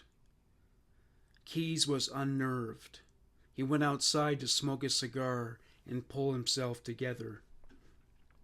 The investigators asked Keyes why he would leave cigar butts behind if he was so careful not to leave DNA traces. He said, "Never a problem. As long as you crush them up real good with your foot, they just look like any other leaves on the ground." He said he allowed Lorraine to smoke with him in between what he did to her. "What was that?" they asked. Keyes went back inside. He went upstairs. He boiled water on the propane stove. They asked him what that was for. He chuckled and said, "I don't know if I want to get into that today." Keyes cut Lorraine's clothes off with his knife. She was still fighting. He gagged her with paper towels and duct tape. He raped her twice. He made sure to wear condoms. During the second rape, he choked her until she became unconscious. He wasn't ready to kill her yet. When Lorraine regained consciousness, Keyes untied her and brought her down to the basement. He sat her on a bench. He presented her with a scene straight out of the theater of the macabre. Her husband lay there on the floor, having been shot to death. He lay in a pool of his own blood. Keyes put on his batting gloves. He stood behind Lorraine and strangled her with a rope. Even after she was dead, he checked to make sure he'd completed the job. They had given him more resistance than he anticipated. He wrapped a zip tie around her neck and pulled hard. There was no response. He dragged Lorraine's body over to Bill's. He cut their restraints. He poured Drano over their hands and faces. He put their bodies in 55-gallon trash bags. He rolled them over to the basement's southeast corner, where he piled garbage and wood atop of them. He was in such a hurry, he failed to collect the shell casings he left on the floor. He wanted to set fire to the house, but it was too close to morning rush hour, so he simply just fled. The investigators were mystified. They couldn't understand why Keyes would do this. Keyes didn't understand why they would ask. Keyes. I don't consider myself that different than hundreds of thousands of people. I just take it to the next level. The sexual fantasies, the money, the adrenaline rush. Once you get started, there's nothing like it. Keyes burned the courier's flammable belongings in a campfire in New Hampshire. Keyes offered them another story, that is, if they were interested. It pertained to the period when he went missing in Texas, which his mother had disclosed during her interview. A week earlier, Keyes reiterated the motive behind his desire to confess. The bottom line is everybody sitting in this room wants the same thing. You want all the information I can give you. I want to give you all the information I can reasonably give you. You want me to be punished, and I want to be punished. I'd like to try and make it happen, because that'll make it easier on everybody. I'm not a patient person. I don't think I've ever lived anywhere more than 5 or 6 years. I get bored easily, so you can see why sitting in jail year after year, waiting for this stuff to resolve, is not really that attractive to me. You already have a lot of information about the bank robbery in Texas. If you want, I can give you arson in Texas. I burned a house down, but I want a cigar for it. He laughed. One of the officers was prepared for that, with a box of Wild and Mild ready to be smoked. One of Keyes' pastimes in Alaska was researching small towns across America that were relatively untouched by crime. He would also run a search of how many banks there were and how many surveillance cameras they posted. He liked small banks because their surveillance was limited, and they were not prepared for robberies. He would plan his escape route based on these criteria, as well as the distance to the police department. Murdering Samantha Koenig and getting away with it left him with a euphoric rush. It left him feeling so emboldened that he left comments online at the Anchorage Daily News website, where he offered theories about why the police would never find her. He used his first name.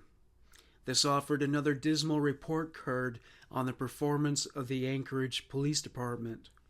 He was dying to do something else, immediately. He hoped that the family cruise he was to take with his daughter would take the edge off. It did not. Jeff Bell asked him, "Did you take someone?" Keyes, "No." Bell, "Okay, so what did you do?" Keyes, "Drove around." Bell, "What all did you find to do? You found the house to burn?"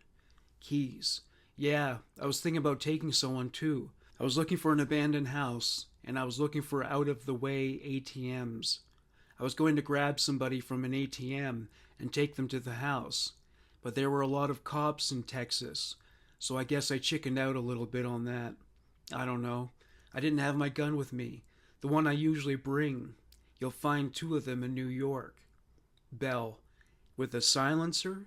Keyes, "Not the silencer, but those 10-22s.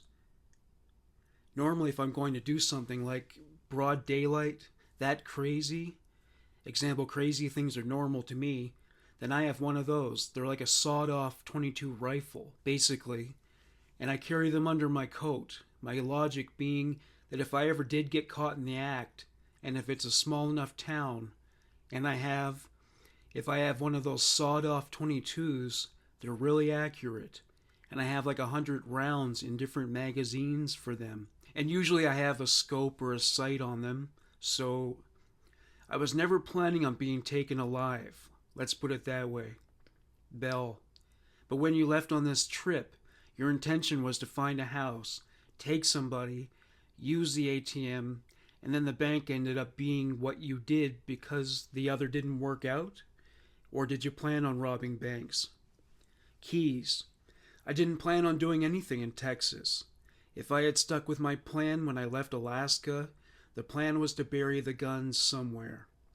Bell, "So when you were out there looking, you didn't find anybody that you had an opportunity to..."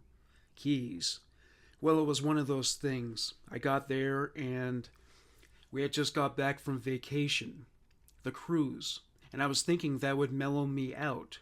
I was thinking about banks, I guess, a little bit, but I don't think I was thinking seriously.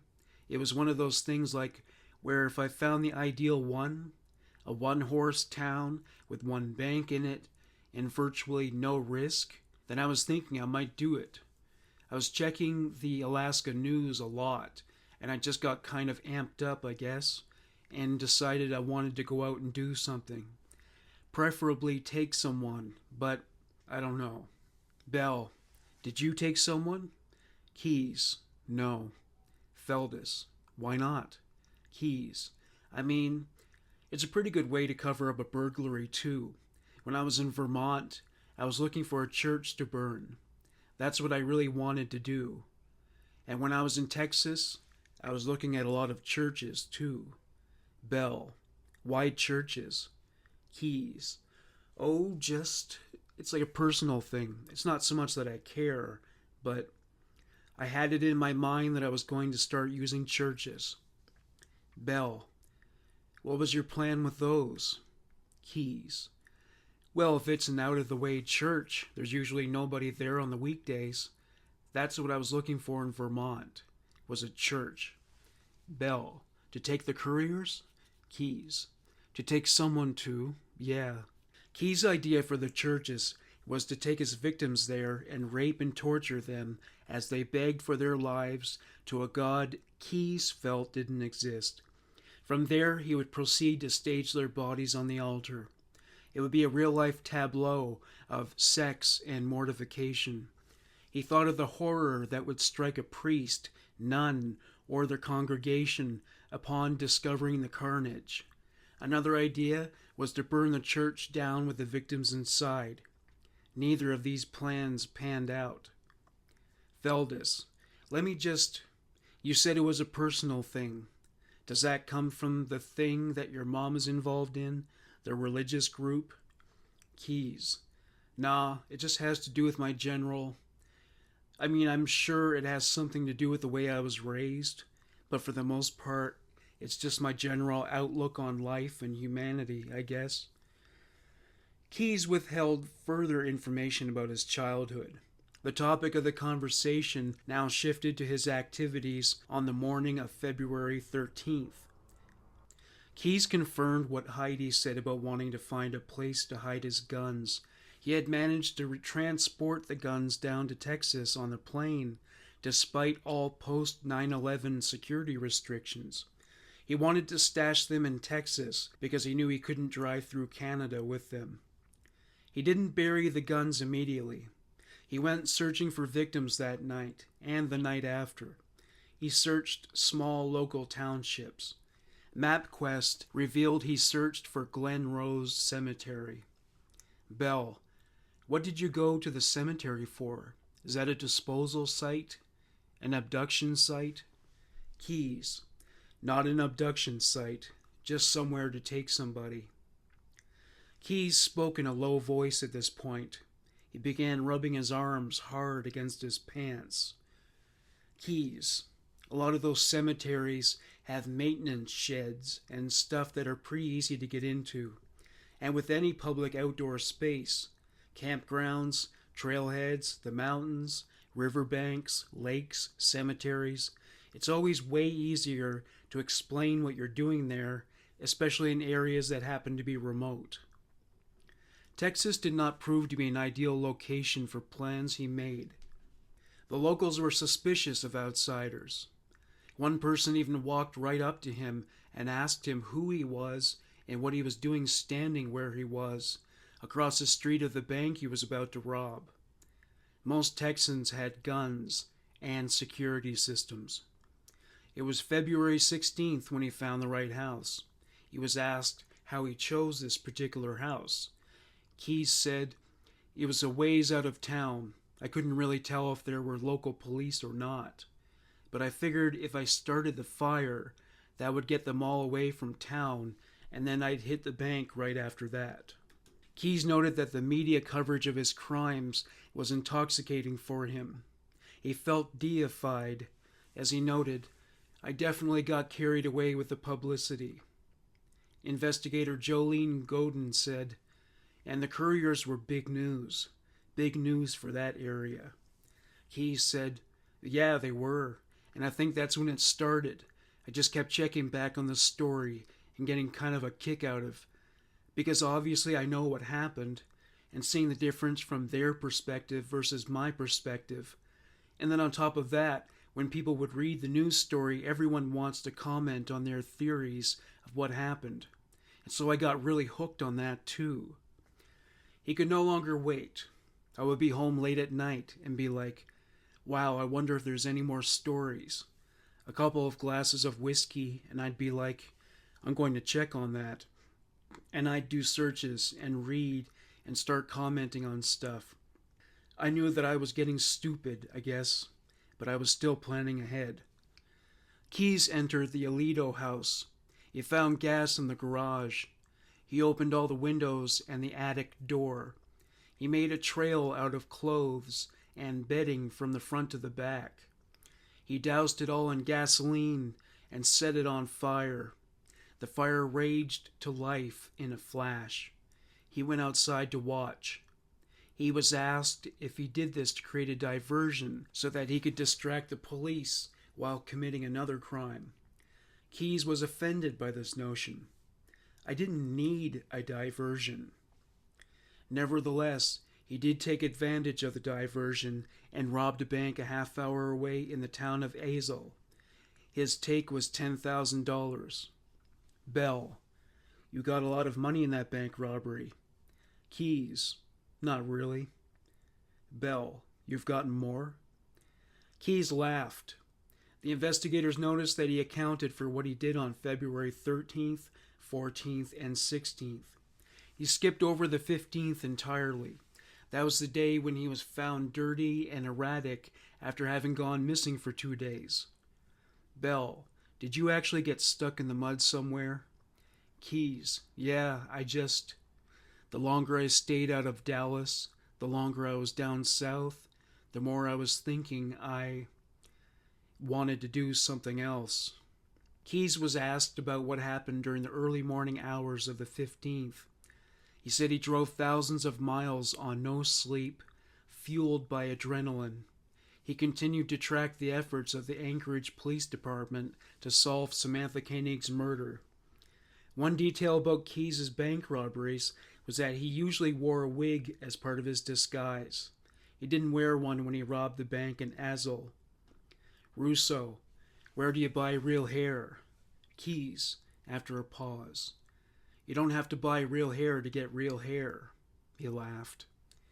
Bell, you just take it, don't you? Keyes, laughing again. Hair is free. Everything is free if you take it. Well, famous last words. You've got to pay for it eventually. The investigators were increasingly frustrated by Keyes' demands. He never stopped demanding cigars and smoking breaks. Smoking in the interrogation room or any other room of the building was not allowed, so they had to take him to the parking garage. It was a painstaking and tiresome process. They had to shackle his handcuffs and leg irons to his belly chain. From there they took him to the parking garage. They would let him smoke while making small talk. Once he was finished smoking, they would bring him back up while ensuring there were no witnesses. This wasn't the only request they granted. The New York Times had to be delivered to his cell every day. He demanded access to the internet, Americano coffee drinks, and chocolate bars. He also forbade them from talking to his siblings. He was okay with them questioning Heidi. Keyes was a different breed than the investigators were used to. His intelligence, methodical planning, and careful execution set him apart from other killers. They found little to no evidence in his shed and other belongings. It made sense. The man had done his homework. He read 2 books written by FBI behavioral profilers: Dark Dreams, Sexual Violence, Homicide in the Criminal Mind by Roy Hazelwood. The other was Mind Hunter, Inside the FBI's Elite Serial Crime Unit by John Douglas. Israel Keyes referred to Ted Bundy as his great hero. Roy Hazelwood considered Keyes to be among the top criminally organized minds he had ever encountered. He said sexually motivated serial killers are rare.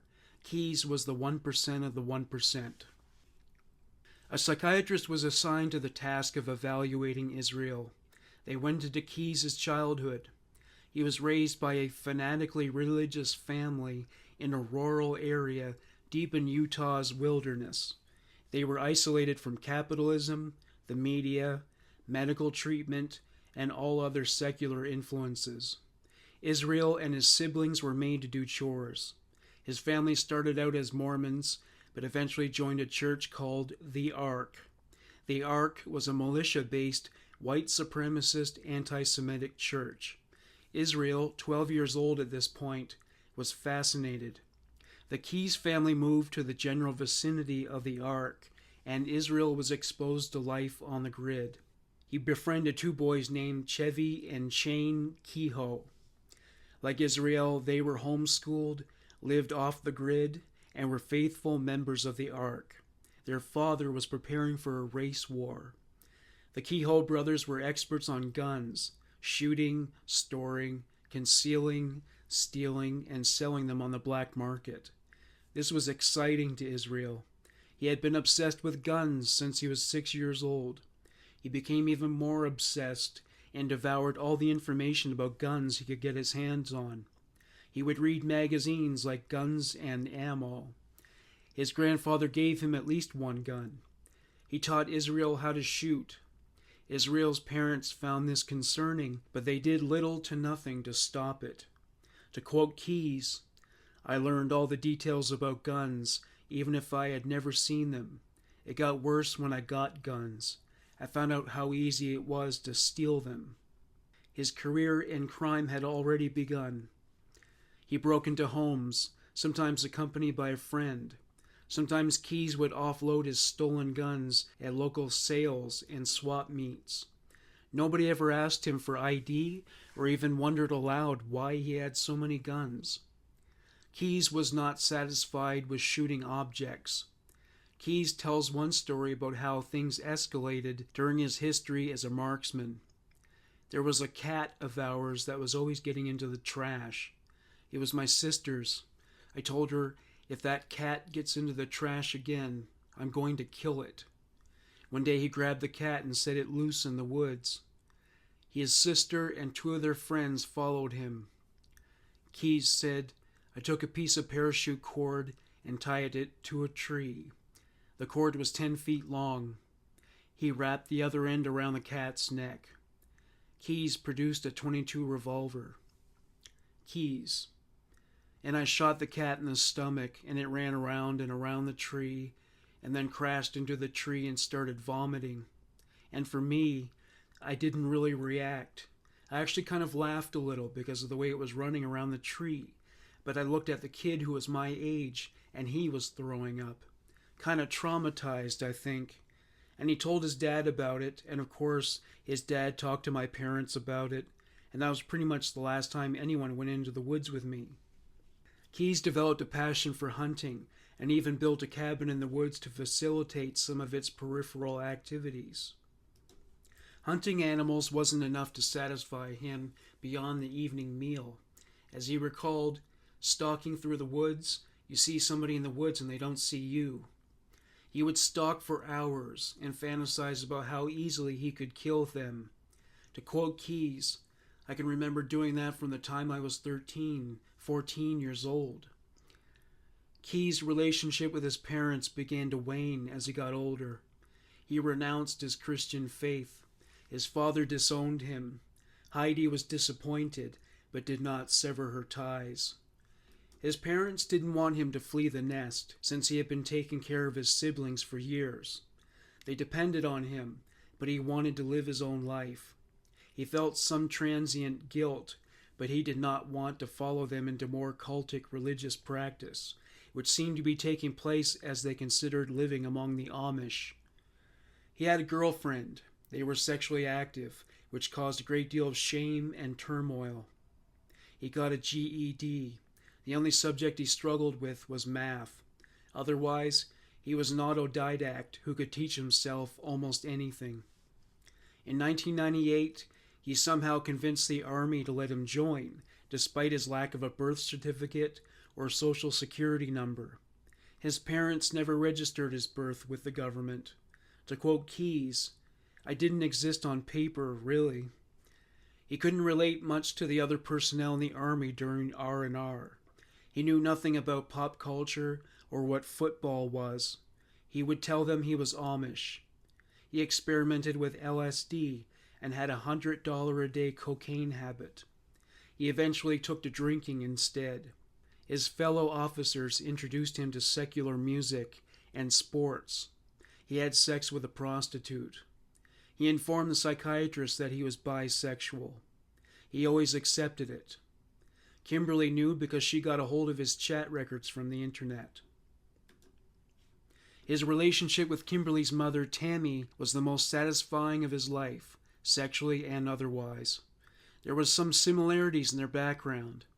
He did not want the baby initially and insisted upon an abortion. Tammy is half black and Native American. Knowing his parents would not approve was an added bonus. He also came to assume that he would be an effective parent since he half raised his siblings and excelled at it. When Israel and Tammy were living together, he insisted on doing all the housework. It had more to do with being in control than being an ideal domestic partner. He was in control until the evening when he began to drink in earnest. He would drink a bottle of wine, a fifth of Jim Beam, and a six-pack of beer, all in one night, every night. Sometimes when he was drunk, he would tell her things that were cryptic and strange, like, "I'm a bad person. I have a black heart." She assumed this was caused by the after effects of childhood trauma. When he marked himself with satanic imagery, like when he branded an upside-down cross on his chest and got a pentagram tattooed across the back of his neck, Tammy felt it was just a delayed reaction to his zealously religious upbringing. He wouldn't talk to her about his parents. One night they were watching a true crime special. It was about Israel's old friends, Chefi and Shane Kehoe. Chevy murdered 3 members of a young family, including an 8-year-old girl. Shane, along with his brother, engaged in a shootout with police. He refused to disclose any other information to Tammy about the matter, and she let it go. She said that a profound change came over him after Kimberly was born. He was present for the birth and was stressed by the whole procedure. He was a very involved father, especially when Tammy went through a period of illness after being diagnosed with cancer. It got to the point where Keyes isolated himself with Kimberly and shut Tammy out. Keyes met other women, and Tammy's prospects for getting him back were terminated when she crashed her car while intoxicated. Because she was unable to get sober, full custody of Kimberly was awarded to Keyes. Except for the body of Samantha Koenig, all evidence of Keyes' murders was anecdotal, induced only through interrogation. Keyes reveled in the process. He delighted in seeing how shocked the investigators were by his pronouncements. They got down to the business of discussing the death penalty. He wanted it badly. He was told it could take a year or longer to establish an execution date because of protocols and bureaucracy. Keyes sighed at this. He said, "If it's that much paperwork, then the federal government needs to discover email. Because there is no way it should take a year, regardless of how many people you have to talk to or how much paperwork you have to file. It should not take a year." One investigator brought up the fact that it was important to the families of the victims to get closure. They hoped that because Keyes was a father, he would understand, and they asked him if that was indeed the case. He said, "Not really. I'd feel better off thinking they were just on a beach somewhere in Mexico than knowing they were horribly raped and murdered." He laughed. May 23rd, 2012. Israel Keyes was in a federal courtroom bound by leg irons and handcuffed to a belly chain. He sat at the defense table surrounded by 8 armed guards, 4 on each side. At least 6 U.S. Marshals were in back of him. Despite all this, he decided to make a run for it. Keyes looked over at an attractive young woman. A new facial expression appeared. It has been described as hardened. Jeff Bell sat beside her and intentionally moved over 2 spots to block Keyes' view. As Keyes' lawyer addressed the court, Keyes sprung out of his chair with the leg irons and handcuffs falling from his limbs. He picked the locks with slivers of wood he carved out of pencils he received in jail. He jumped over the gallery's railing. He jumped over rows. He leapt from chair to chair to chair. He didn't make a sound. He dragged a guard who tried to stop him. Bell and Payne tried to assist the man. Now 3 men tumbled as they attempted to restrain Keyes. He was difficult to pin down. It took a taser to bring him down. As the electricity coursed through his body, he looked like he was enraptured in ecstasy. He told Bell he acted out because he was frustrated that the process of getting the death penalty was taking so long. He issued a warning. If I have to do it, I will. If I have to take the next step and just freaking, it's going to turn into even more of a 3-ring circus. Keyes assumed responsibility for many other murders, but there was no evidence to substantiate these claims. The investigators couldn't take them lightly, but they were also aware that he was playing games with them. December 1st, 2012. Sometime after 10 p.m., Israel Keyes committed suicide in his prison cell with a razor and a noose. He drew 12 skulls on the wall using his own blood. He wrote the words, "We are one," underneath them. He left one cryptic clue behind. One word, Belize. Bell and Payne maintain that the skulls were symbolic of his victims, Keyes among them. The complete truth about all those victims went to the grave with him. Thank you for listening to Human Monsters. Bye for now.